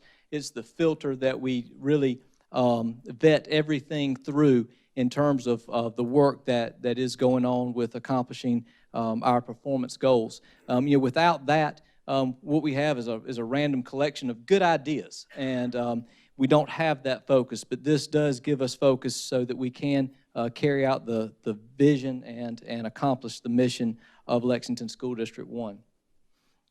Throughout the fall, there have been three bodies that have really been monitoring the work that our schools and the district have been doing. The school support teams, those are comprised of school staff, teachers, as well as representatives from different divisions here at Central Services. They meet 3 times a year to look at data, look at all the inputs, whether it's achievement data, survey data, discipline attendance data, and look at that and determine what decisions need to be made. The Central Services members are key in terms of providing that support based upon what the school says is important to them and the needs that they have at the time. The strategy and action team is comprised of representatives of every division here in Central Services, as well as school principals from the elementary, middle, and high school level. And their focus is really on synthesizing the information that comes from those strategic school support teams and making sense of it and filtering it through to the senior leadership team, the leaders of each division here at Central Services that look at things from the big picture and can have the authority to allocate resources where needed. And at all times with all 3 of these groups, there's three questions being asked at each level, and it's what have we done, what's been working, and what needs improvement. And, of course, we have the performance goals from the strategic plan. But as we look at that, there are some of those goals rose up in terms of not necessarily more importance, but where can we be more impactful and assist more students. And that's what we're going to share with you tonight, is what we look at as being our areas of emphasis. And they come from the first 3 of our performance goals of the strategic plan. Are students progressing on time and increasing the percentage of students that are progressing on time? That's where we live in schoolwork, right there with that first one. Improving equity in our high-level coursework enrollments with performance goal 2, and improving the performance with our students' high-level coursework.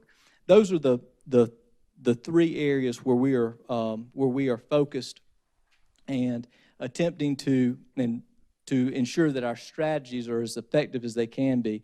And Mr. Bowers is going to share with you the strategies that we have, and they're going to be organized into a framework. There's so much that is going on. We've got them organized into, I think, 3 fairly strategic categories. What is being currently implemented, what is in the design phase, and what strategies are we exploring and are looking at for moving forward in the future.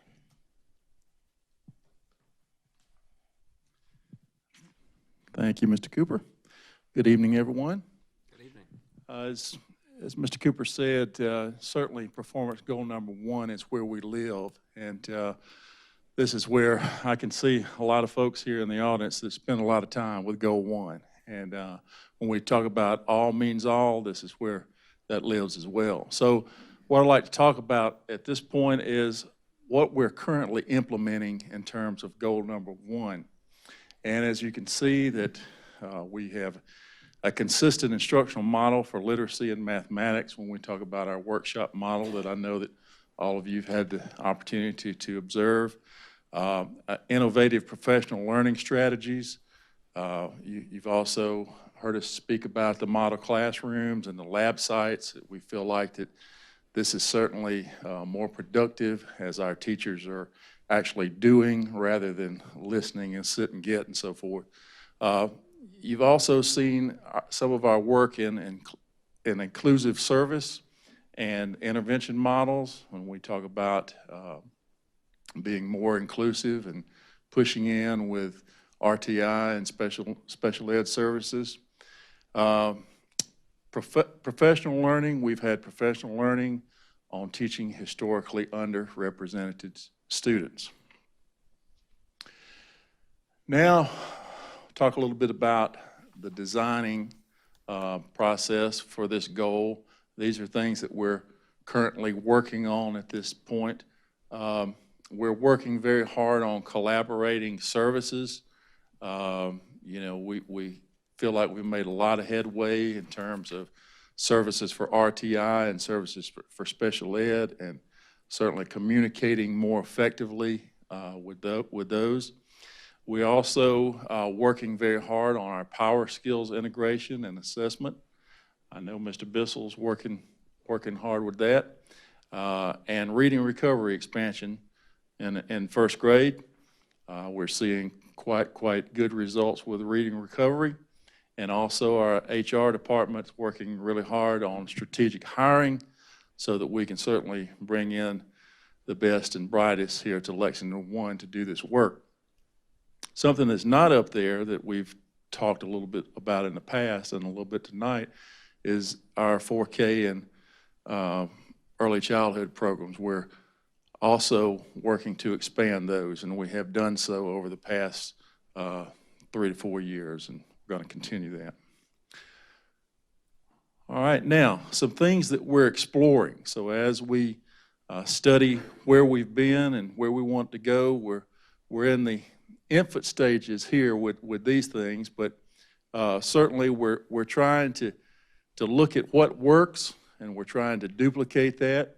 When you think of things like the model classroom and lab sites and our push-in models, we certainly have principals and teachers learning from other principals and teachers who have successfully implemented these things, and so we're trying to expand those things. Also, we're looking at a program that's based out of North Carolina for academic and career enrichment for employees' children, actually support staff children as an employee benefit. So that sounds very exciting, but again, we're in the infant stages of learning about this so that we can continue to enhance performance goal number 1.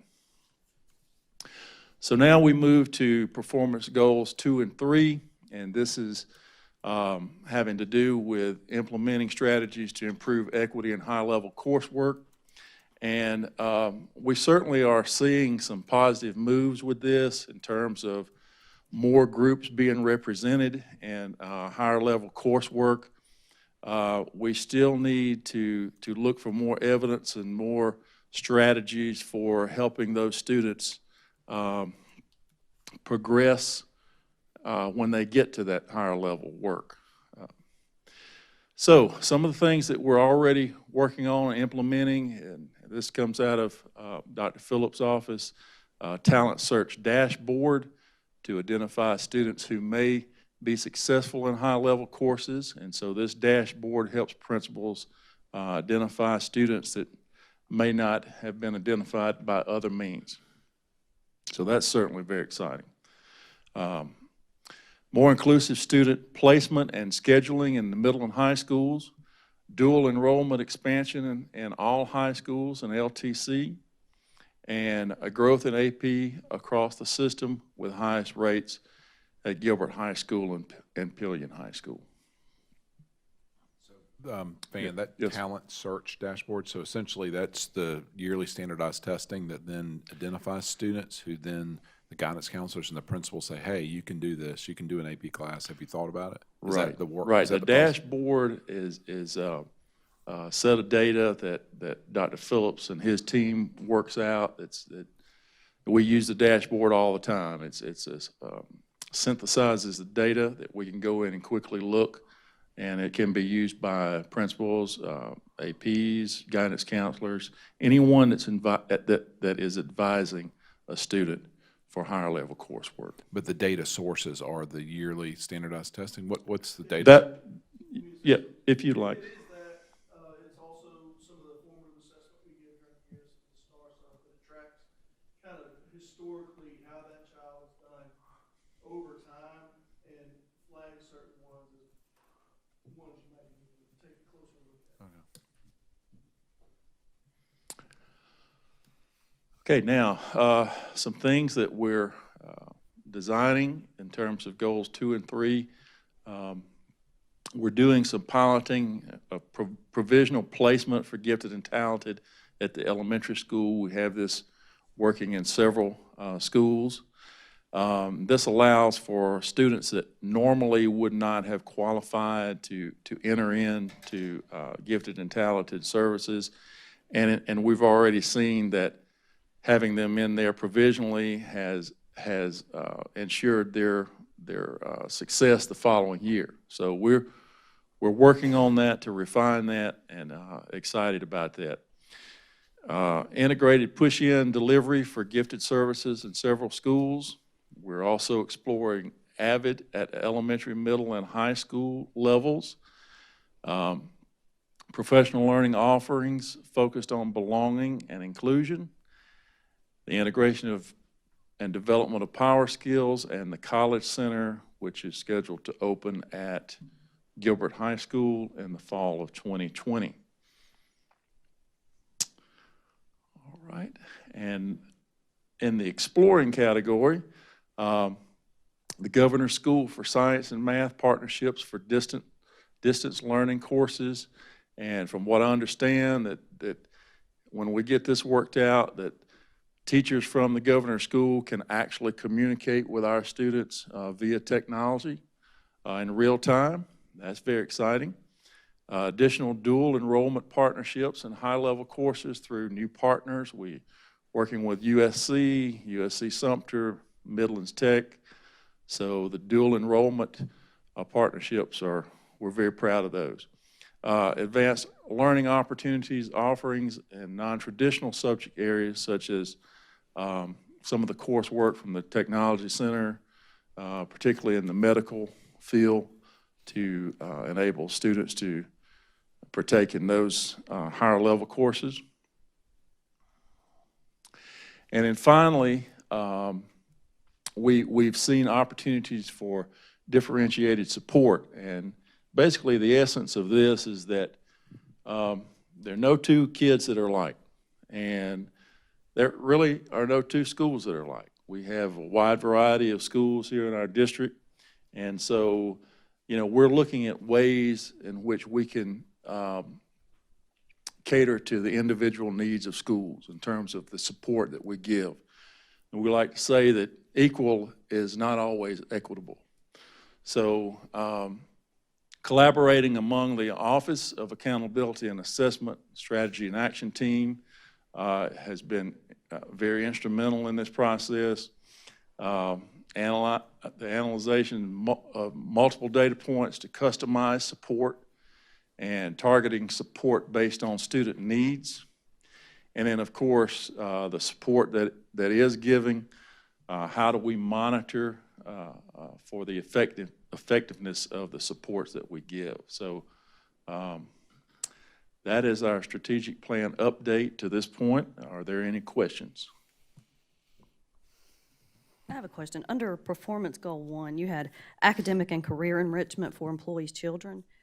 Can you tell us more about that?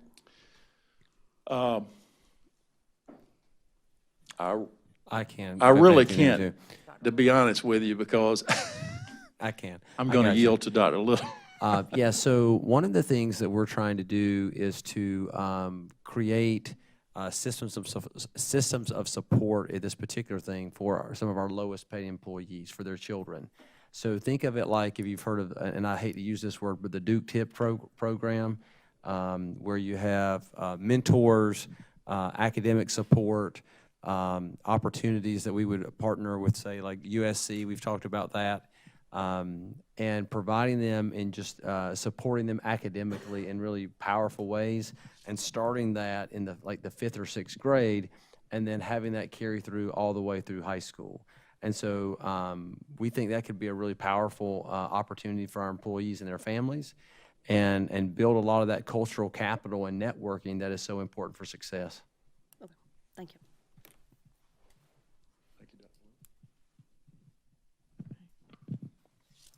Okay, thank you, Mr. Bowers. Okay, Dr. Little?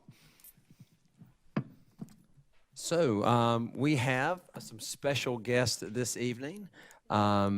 Kimberly Freeman is here, and she has along with her River Bluff High School social studies teacher Lindsay Dooley to talk about the Pizza and Policy Legislative Night. Thank you so much, Dr. Little, Madam Chair, members of the board. We're excited to be here tonight. I'm excited to have Lindsay with us.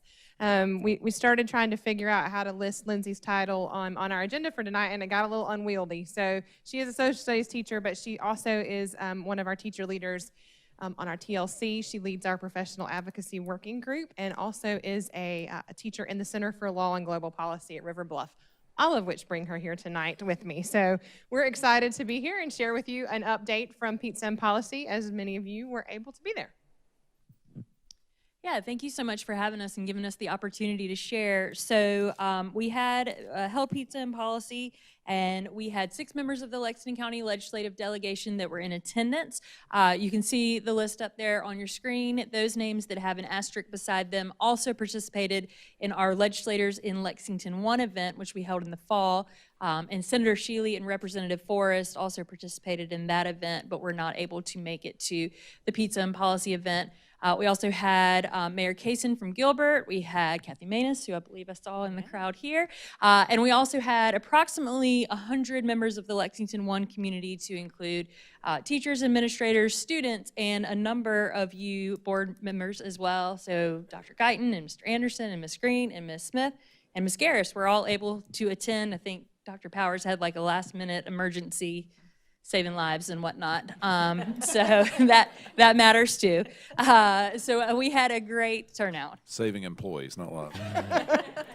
And we did have to use our teacher voice just a little bit with Representative Forrest, who was very sick but still wanted to come.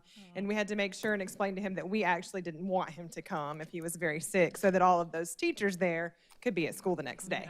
So he was sad to be away. So when we got ready for this evening, we sent out a RSVP form to all of our teachers across the district. And as a part of RSVPing, we asked them to highlight specific pieces of education policy that they would like to discuss on this evening. And then we went through and sorted all that out and looked for patterns and trends. And the 4 that really rose to the top, actually without a lot of competition, that we were able to spend some time discussing that evening, were class size, which was far and away mentioned more than anything else through the RSVP, teacher recruitment and retention, and we had several folks who specifically said, can we talk about this beyond pay, not instead of, but beyond teacher pay, a flexible school start date, which, as you know, has been a part of our legislative conversation already quite a bit this year, and then mental health support for students and educators. So those of you who had the opportunity to be with us know that we discussed those through a structured protocol. We're trying to find that right balance of enough time to have a healthy discussion and all of the topics that people want to discuss. And we know we're not quite there yet, but we continue to work on that in this event. But we also thought it was important to end the evening just taking a moment to remind ourselves of why the work that we do is important, both as educators and as legislators and elected officials. And so that's always a great part of that time together to really celebrate the importance of the work. So we spent some time walking through those 4 things during the evening. So these are just a few pictures from the evening. I'm not sure they really capture the level of discussion and engagement that was truly taking place. As we were walking around, we heard some great conversations, kind of on all sides of the table there from all different perspectives. So we just wanted to kind of present some images there for those that couldn't attend to see really kind of what was happening. And you can see at different tables, you have some tables where The legislative leaders were there, and each of the tables had a table leader and a table facilitator that was kind of walking around with them so that they could really focus on the discussion, and they had somebody who was there taking notes for them, and they rotated around to different tables to be able to engage with different individuals. So at the end of the evening, what we had them do was we had them complete an exit ticket, which we love to have students do, so we thought we would have the adults in the room do it as well. And we did it in the form of a scattergram. So everybody in the room was given 3 stickers, and there were posters hanging on the wall, and the posters were given titles based on the 10 most commonly submitted topics on the RSVP form that teachers submitted. So we had those up on the wall, and everybody was given 3 stickers, and they could place those 3 stickers however they wanted to. So they could divide them up across 3 different topics, or they could put all 3 of them on one topic if they felt really passionately about that topic. So this is just kind of a snapshot of a couple of the posters that were up on the wall, and then the next slide that Kimberly's going to take you through gives you the breakdown. So as we stepped back and counted those dots, this is what we sort of walked away with. So you see these are our 10 topics on the right, and they're listed in order of the number of dots represented that evening. And it was important for me kind of in looking at this to remember all 10 of these were really important to folks. They wouldn't have been on the wall if they weren't. But when you boil it all down to, you have 3 dots. These were the things that rose as being the most commonly marked that evening. Interestingly, class size and teacher support staff pay had the exact same number of dots on each. I believe it was 61, but I'm not certain about that number.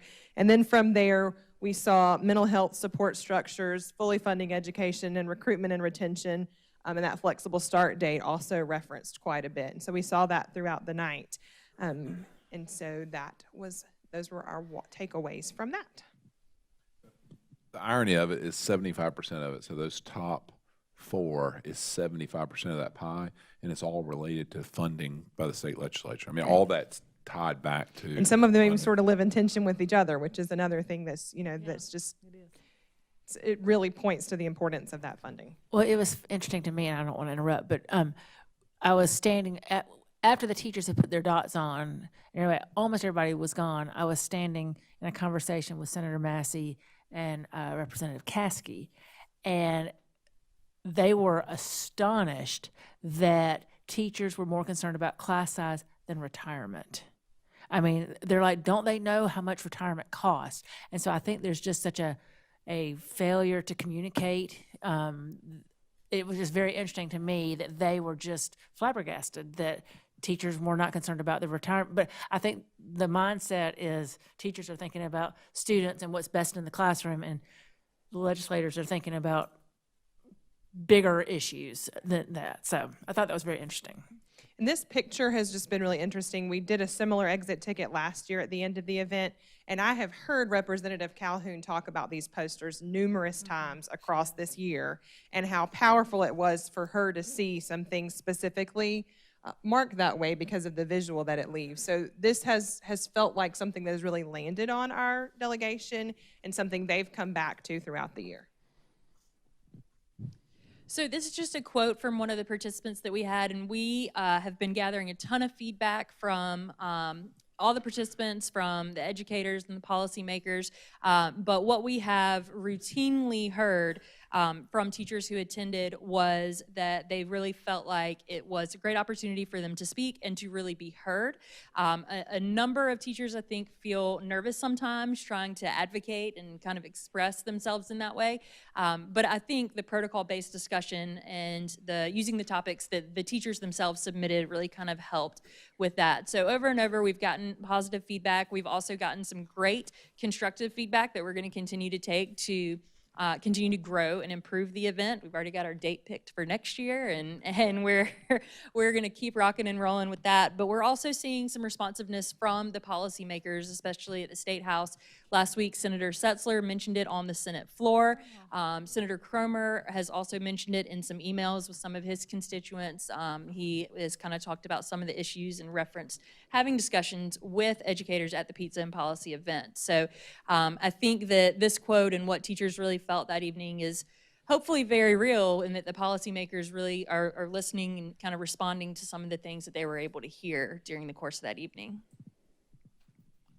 Thank you all very much for your time. Oh, thank you. I just want to share, I think my greatest takeaway that night that I was pretty flabbergasted was the mental health support for students, but them also asking for mental health support for themselves and talking about how they see issues in their classrooms that they aren't 100% sure how to handle, and they need training. And then also they'd like for somebody to hold their hand occasionally and kind of walk them through some things. So That was most of the mental health conversation at my table as well, was teachers, not students. yeah, I would, and I had no idea that I was just looking at it through a student lens. But I want to thank you, ladies. That I know that's the second time that I've been, and it's a wonderful night, and it is so diverse because most of the tables are K-5, second grade, music, high school, and so it's so interesting when you ask these questions and you get the response from all these different backgrounds. It's just fascinating, and I feel like it only makes us better board members. So It thank was you. the most informative thing that I have done since I've been on this board. It was very, very eye-opening. It was great. You did a great job with it. Look forward to next year. Yeah, I guess sort of two takeaways I had. One, so in here we talk about, very much this sort of top-down approach, big picture, system commitments, different, which, are of utmost importance. It was nice to hear things at the granular level. And, even, Dr. Lowe and myself have had some conversations about, for example, I lead up medical billing in my practice. And so, to hear a speech therapist say, well, I spend so much time doing billing that if I could get that away to some degree and have more time to spend with the students. And so, it allows us to kind of, I guess as board members, kind of use some of the community expertise or business expertise or whatever it may be to lend a little bit of a voice there. I think really the second thing was getting back to your point earlier about the pay. So the way the question was structured, in addition to, or above and beyond pay, what is it? Well, I kind of broke the rules a little bit. And I said, all right, give me a number. What's the number? Where should teachers start? What's the number? And they had a very difficult time coming up with a number. It's because finances typically run second. It's going to be more about the mission and the difference and the things they get to do on the relationship level, that it's very hard to ascribe a number to that. And so when you really kind of press them on it, it's almost like it's almost like a paralysis. And so that was, it's we obviously, we want teachers to be able to advocate for themselves for pay, but it's also it's nice to see people who are so committed to the mission of their profession. So. Yeah, I just want to say I enjoyed it too. I enjoyed it a lot last year, and like Mr. Anderson said, you really get a lot out of that. And y'all mentioned the legislators going into the schools for the day. I would like to see that implemented across the board. We can take away so much from that one night, but just in board visits, you just get a little bit here, a little bit there. But if y'all could stick us in the classrooms for a day, I think that would be a great takeaway. And class size was the number one thing. I know we got some reports last month. I put some numbers together, and I'll give those to the rest of the board afterwards, because I think you'd be kind of shocked to see our class sizes. Thank y'all. I do want to say the Teacher Leadership Council is where this whole thing started, where we made a lot of changes with the Teacher Leadership Council. So thank you, Lindsay, for taking this effort, and for Kimberly for leading that council. Thank you very much. Let's give them a round of applause, because that was a lot of work to put all that together.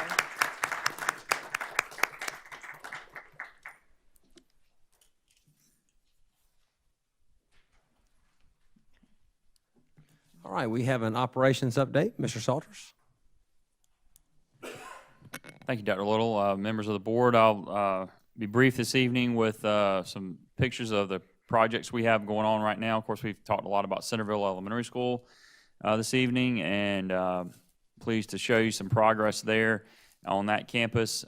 Just to orient everyone, again, we're looking at the front of the school here. So Highway 1 would be out in front of us. You can see the parking lot's really starting to take shape. And we have a parking lot over here that right now is our kind of our lay down area. But classroom wings are coming out of the ground. We've got a lot of progress back here in the back on a classroom wing, and then this is a cafeteria and fine arts area.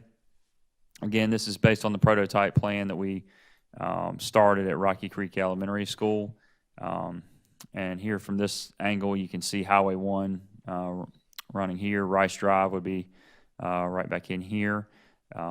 And of course, we'll have the main entrance, and then we'll have some stacking that will loop around in this area and then come back around to the front of the school and then exit out.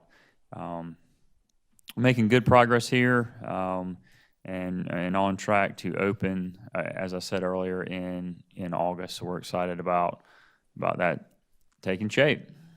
A couple more shots here from the other side of the school. Is that done with the drone? It is, yes, ma'am, that's correct. They fly a drone over and take progress photos weekly. Moving on to Pillion Middle School, where this is another drone shot of that campus. Again, this is built on the prototype plan of Beechwood Middle School. It may look kind of strange, but you're actually looking at roof material here. There's not that white cap sheet that you're probably used to seeing, which is back here. So they have built the classroom wings, all 3 classroom wings, first and second floors, and the office area. This is administration here, cafeteria back here.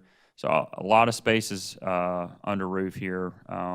Good bit further along on this facility than at Centerville, and you can kind of see from this shot there's brick that's already been wrapped around, and their brick basically is on the front of the school and then wrapped through these areas and around all the way around to the back. So really made good progress out on that site. And here's a closer view of that from the rear of the school, looking at the cafeteria space. And again, we'll build this plan again. We'll start on the replacement school, Lexington Middle School. We'll start showing you pictures of that probably sometime this spring, and it'll be based on this prototype as well. But really, really pleased with the progress out there. The cold weather actually over the last day is really, it does have an impact on these projects. Normally they would be starting early in the morning and working until late in the evening, but they have to stop, or they can't start until late in the morning until the temperatures warm up, and then have to stop early in the evening, have to give the concrete and mortar time to set up, so that really slows things down. Pillion High School, we've got some really nice improvements going on there. I don't have a lot of pictures of these, but we're going to work on that for the next meeting for you guys. You recall we're doing a track building, concession building that has locker rooms, and these are the footings that are being installed there. There was a building there that was an old concession stand and had limited bathroom access, and this will be a much more appropriate building for the standard of Lexington 1, where we'll have locker rooms for male and female, and then nice restroom facilities. The track has been resurfaced, and this actually is a shot of some more footings from that building. But the track has been resurfaced, and so we're excited about that opening up, ready for track season.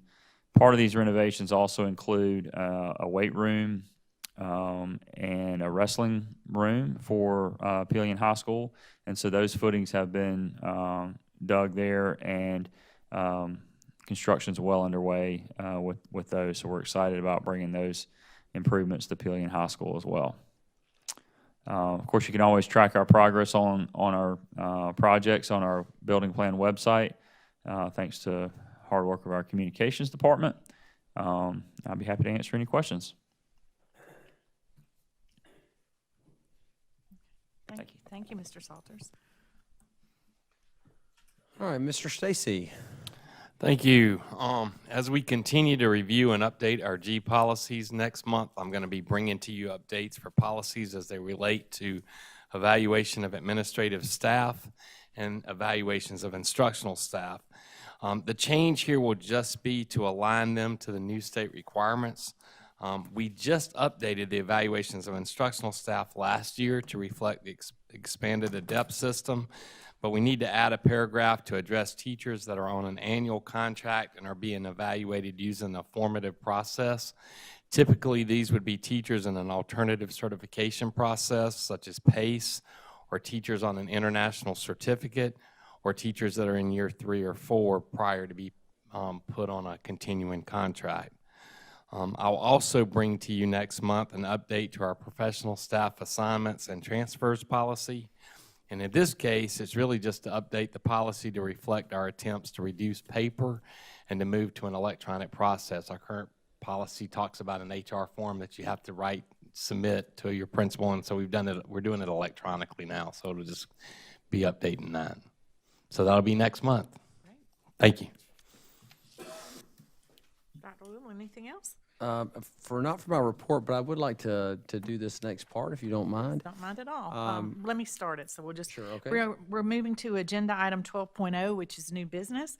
We're going to have the first reading of a new resolution, and I'm going to turn it over to Dr. Little to introduce that. Yes, thank you very much. I'd like to personally thank Dr. Guyton for his assistance and guidance on this policy, and for Mary Beth Hill, who's done quite a bit of research. And when you read the resolution, there's actually some really interesting information. 480,000 Americans a year killed by cigarette smoke and smoking. That number still astonishes me. But Dr. Guyton, I'd like to turn this over to you to kind of walk us through at least the first reading of this resolution that perhaps we'll be able to launch next month. Sure. Thank you, Dr. Little. And while I'm reading this, of course, the true thanks goes to Mr. Caldwell, Ms. Hill, your teams for assimilating this information, putting it together, and getting it to us in this format. So we certainly appreciate that. So Lexington County School District 1 resolution opposing the use and sale of e-cigarettes and electronic vaping devices. Whereas Lexington County School District 1 believes that a caring community does everything in its power to protect and care for all students, and whereas after decades of decline in cigarette smoking rates, we have seen a dramatic rise in the use of e-cigarettes by children and teens, with the rise in new tobacco products, which led to a new generation of users addicted to tobacco and nicotine. And whereas e-cigarette and vaping use is unsafe and has been linked to multiple deaths and hundreds of cases of serious respiratory illnesses requiring hospitalization, and whereas teen nicotine use can impair parts of the brain that control attention and learning, as well as mood and impulse control, and whereas e-cigarette use among youth in the United States has skyrocketed to what the U.S. Surgeon General and the U.S. Food and Drug Administration have called, quote, epidemic levels, and whereas federal data shows that e-cigarette use among middle and high school students more than doubled from 2017 to 2019, more than 5 million youths reportedly used e-cigarettes and vaping products in 2019. And whereas the Centers for Disease Control and Prevention state data shows that 21.6 of South Carolina high school youth currently use tobacco products, with the most used product among all students being electronic smoking devices and flavored products. And whereas, according to the Journal of Medical Internet Research, by 2017, researchers identified more than 15,000 available unique e-cigarette flavors, including menthol, the preferred flavor by youth at approximately 60%, and many kid-friendly flavors such as mango, fruit, and cream flavored nicotine products, commonly referred to as vapes, vape juice, vape liquid, e-juice, etc., have fueled e-cigarette use among youth. And whereas widespread advertising for these products, including via media for which advertising for conventional tobacco products is prohibited, such as television, has contributed to the increase in e-cigarette use among youth. And whereas teens who use e-cigarettes are nearly 3 times more likely to go on to smoke combustible cigarettes than their peers who don't use any type of tobacco product, and 1/3 will go on to try illegal substances such as marijuana. And whereas, according to the Centers for Disease Control and Prevention, tobacco use remains the leading cause of preventable death in the U.S., killing more than 480,000 Americans each year. And whereas increased availability of tobacco products is associated with increases in body youth and in both youth and adult smoking rates. And whereas Lexington County School District 1 Board of Trustees adopted policy changes that specifically prohibit e-cigarettes anywhere in district-owned or leased buildings, on school or district property, and in district vehicles. And whereas our vision is for all students to be tobacco and nicotine-free, and therefore it be resolved that the Lexington County School District 1 Board of Trustees urges the South Carolina Legislature to take urgent action to prohibit the sale, manufacture, and distribution of flavored tobacco products, including menthol. Prohibit the sale of tobacco products in pharmacies, set a minimum price and minimum pack size for sale, restrict the marketing, parenthetical, including social media marketing, product placement, coupons, and promotional materials, and self-service displays of nicotine product or tobacco products in and from retailers, reduce the concentration of and density of tobacco stores, and prohibit a tobacco retailer license from being issued to or renewed for a business operating too close to a school or other area frequented by youth. Be it further resolved that copies of this resolution be furnished to State Superintendent Molly Spearman and the members of the Lexington County Legislative Delegation, and that information about this resolution be communicated to Lexington School District 1 students, parents, community leaders, businesses, and other supporters. Approved by Lexington County School District 1 Board of Trustees at its to be determined 2020 board member, if so the discretion of the board. Thank you. Thank you, Dr. Guyton. Thank you, Ms. Hill and Mr. Caldwell, for putting that together. And I'd like to call on Ms. Green. She had a conversation with Ms. Calhoun the other day, one of our legislators, about some laws that they're putting together, and kind of update the community on what Ms. Calhoun told you, because that was real interesting. Yes. So I spoke at the School Board Assembly back in December and just charged the legislators that were there to do anything they could to keep vaping products out of the hands of our students, because I described it as public enemy number one in our high schools and middle schools. And Representative Calhoun had been working on this previously, and she called me last week to just give me an update on some legislation that she has been researching and working on and writing. And she is being very thoughtful and deliberate and careful in how she's crafting the legislation, because she wants it to pass. And so she's actually working with some industry folks on, because, you know, they've got lots of deep pockets. They've got deep pockets, lots of money to fight these regulations, and so what she's trying to do is find the path forward to get appropriate legislation that will pass, that won't bring them down with all their money and their lobbyists, so that we can get some reasonable laws passed that will accomplish this. And I think she's making some strong headway on that. And I think this resolution that Kyle's put together will really help with I think that will too. So I'm hopeful that we'll see some positive change on this session. She's working very diligently to try. You know, this is the second year of the session, and there's some big things on the calendar that are coming that will steal all the oxygen in the room. But hopefully she'll make some good headway with this and get this done. And she's Representative Calhoun, she's new to the General Assembly, but she's has really made a significant name for herself for working with folks and doing the legwork and the behind the, you know, the conversations and the talks in the elevators and stuff. And so I think it's very promising that we might see some movement on this year. So. Great. And board, what we'll do, if you'll take this resolution, and then we'll bring it back in February. And if you have any questions, if you want to call Dr. Guyton or Ms. Hill or Mr. Caldwell with any questions or concerns, and then what we'll do, we'll have a second reading next month, and then we'll vote and pass it and sign it, and incorporate any changes that y'all may have as you read it and go through it. So does that sound like a plan? Great. Anybody have any questions or comments tonight for Dr. Guyton? Okay. Well, we'll keep moving. We had a long meeting tonight. 12.2, we've already done it. So that should be checked off your list. We're going to go to 12.3.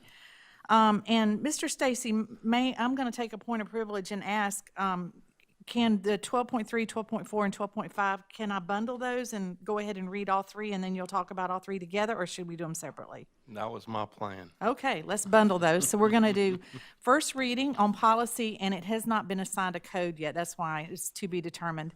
Employee use of animals in schools, that's for employees. We're going to have first reading of the policy, again to be determined, student use of animals in schools. And then last but not least, we're going to have visitor use of animals in schools. And Mr. Stacy is going to introduce this first reading and talk about this. And then once we do that, we'll open it up for discussion. So Mr. Stacy? Thank you. So I'm bringing to you for first reading 3 other policies as they relate to animals in schools. They are a J policy, which is student use of animals, a K policy, visitor use of animals, and a G policy, which is employee use of animals. And so the other policy that you adopted tonight dealt with instruction. These are like emotional support, or not bad word, service animals and that students may need. And so you have, and I've included the internal procedures for approval as they relate to the policies. These proposed policies have been shared with our attorneys and our administrators for review. And as with the other policy regarding animals in schools, they're new policies, so we'll need to get the South Carolina School Boards Association to codify them, and so that's why they are to be named as far as the code. Great, okay. And thank you for bringing that to us, and I hope we've got involved counseling and some teachers' committees on. Yes, we had the same committee that did the instruction in schools policy. Them as well. They did these 3 as well. We just wanted to bring them to you in pieces. Great, okay.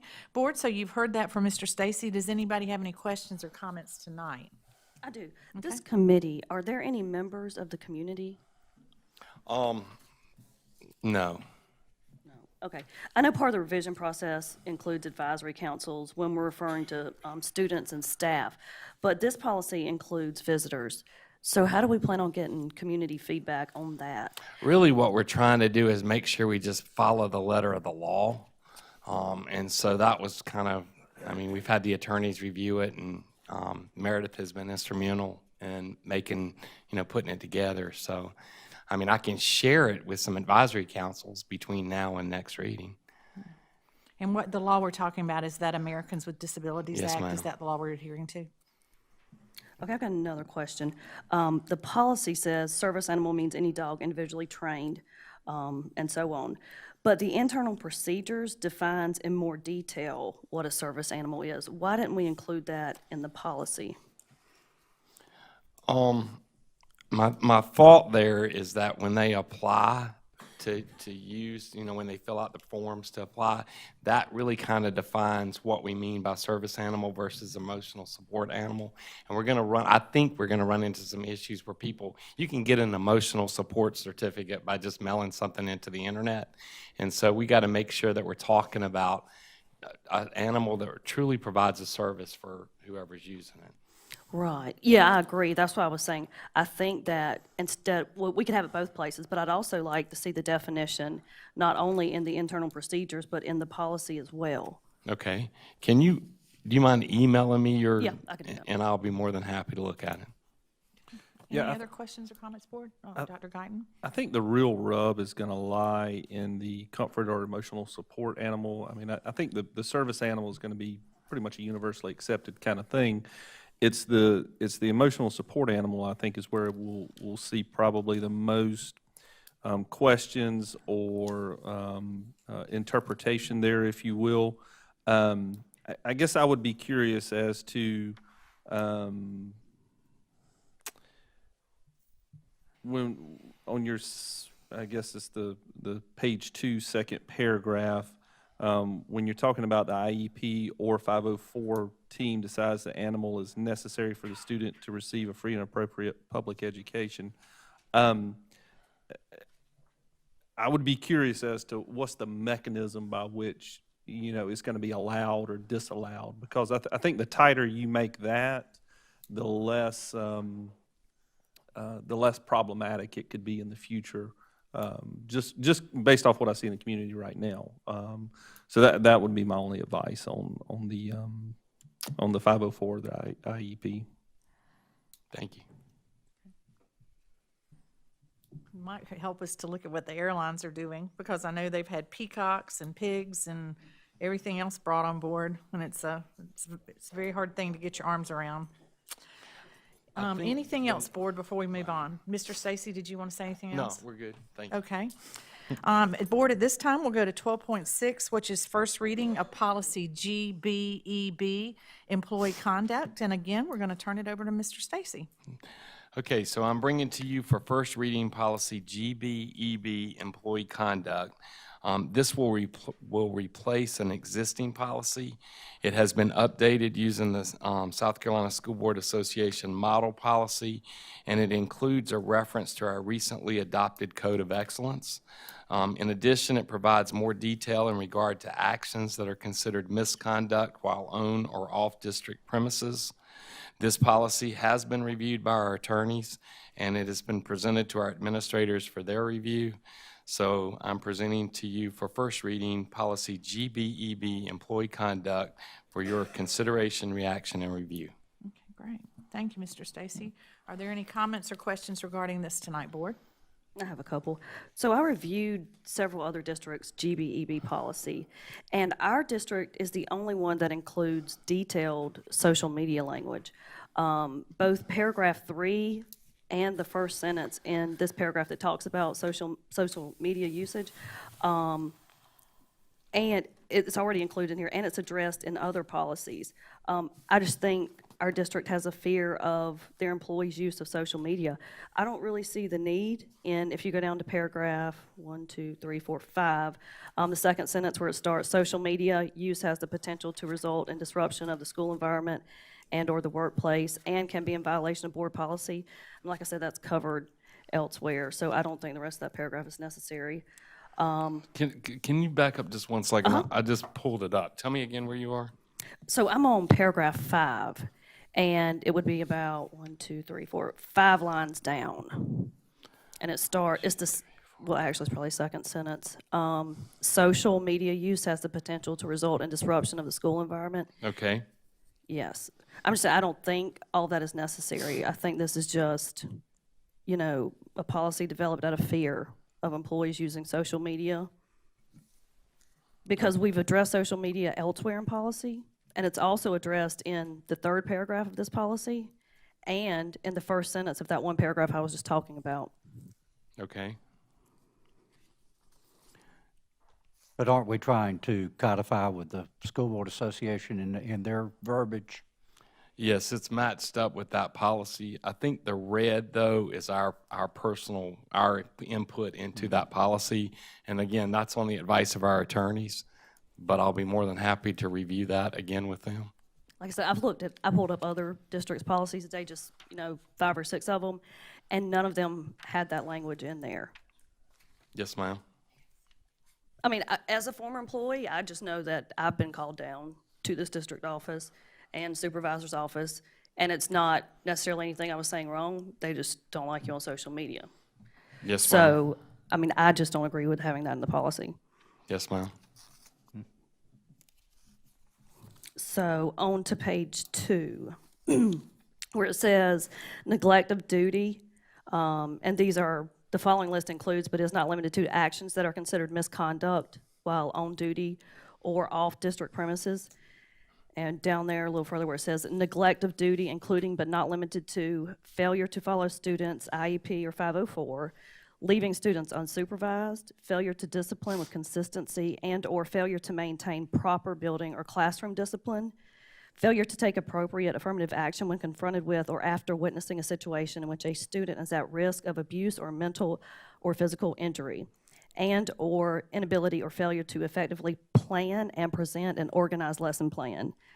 I know one complaint of teachers is that they aren't considered professionals, and I just think that this is a prime example when we're saying they can't maintain proper discipline or effectively plan. Not only that, I think most of that is just subjective. And I hate to leave the door wide open.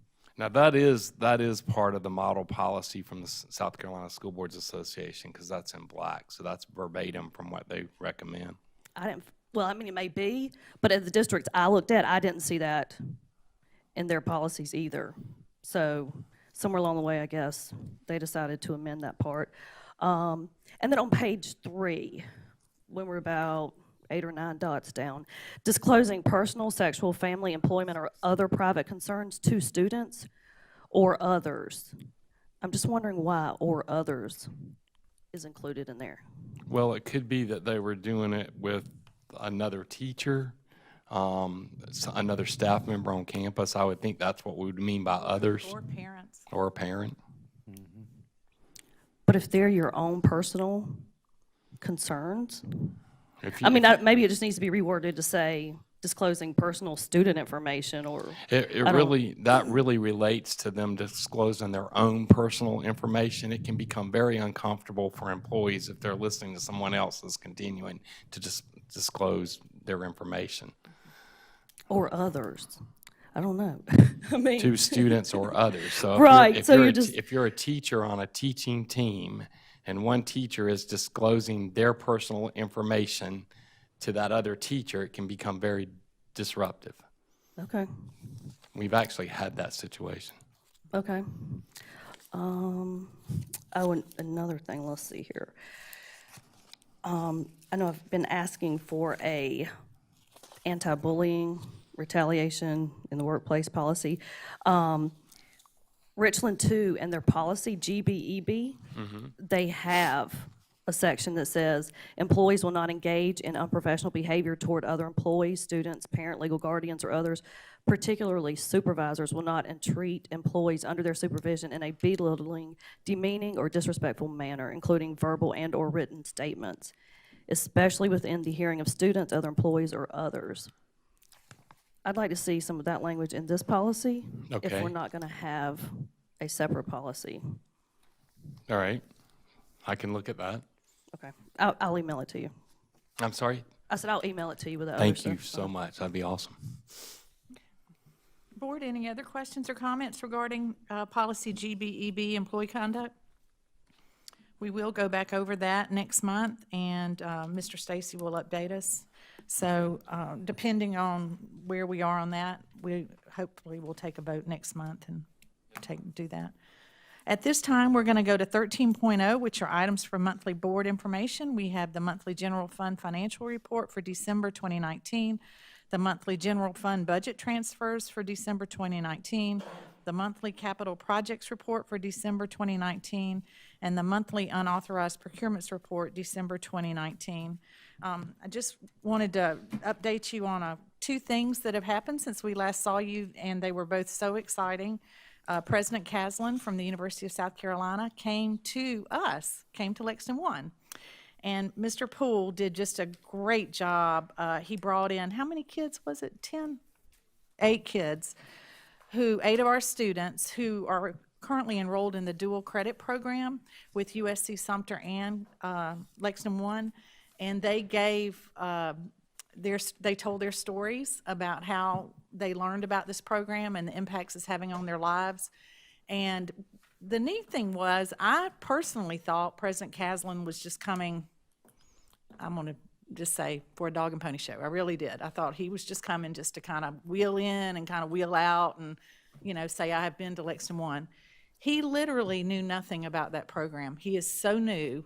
And they brought the deans from USC Sumter and USC Union, and he was in almost a classroom setting learning about that program. We had a great board attendance, and I just really appreciate Mr. Poole. How many days did y'all have, Dr. Little? Like 5 days to put that together, to get those students over here. It was just the most wonderful program. So I just can't tell you enough. That program is making a difference in our students' lives. It really is. So that was exciting. And then last Friday, the board visited Gilbert Middle School. I was out of town, but I understand from Ms. Green and I think Ms. Garris was there, and I think Mr. Anderson was there. It was just an absolutely great visit, and they're doing some wonderful things at Gilbert Middle. So, and then this week, it's hard to believe, but Midway is celebrating their 25th anniversary. Wow. And we've been invited to that, and it just is mind-boggling that that school is 25 years old. At this point, we will adjourn 14.0. Do I have a motion to adjourn? Madam Chair, I'd like to make a motion that we adjourn. Thank you, Mr. Anderson. Do I have a second? Second. Thank you, Dr. Powers, and all in favor, please stand up. Thank you. Good meeting.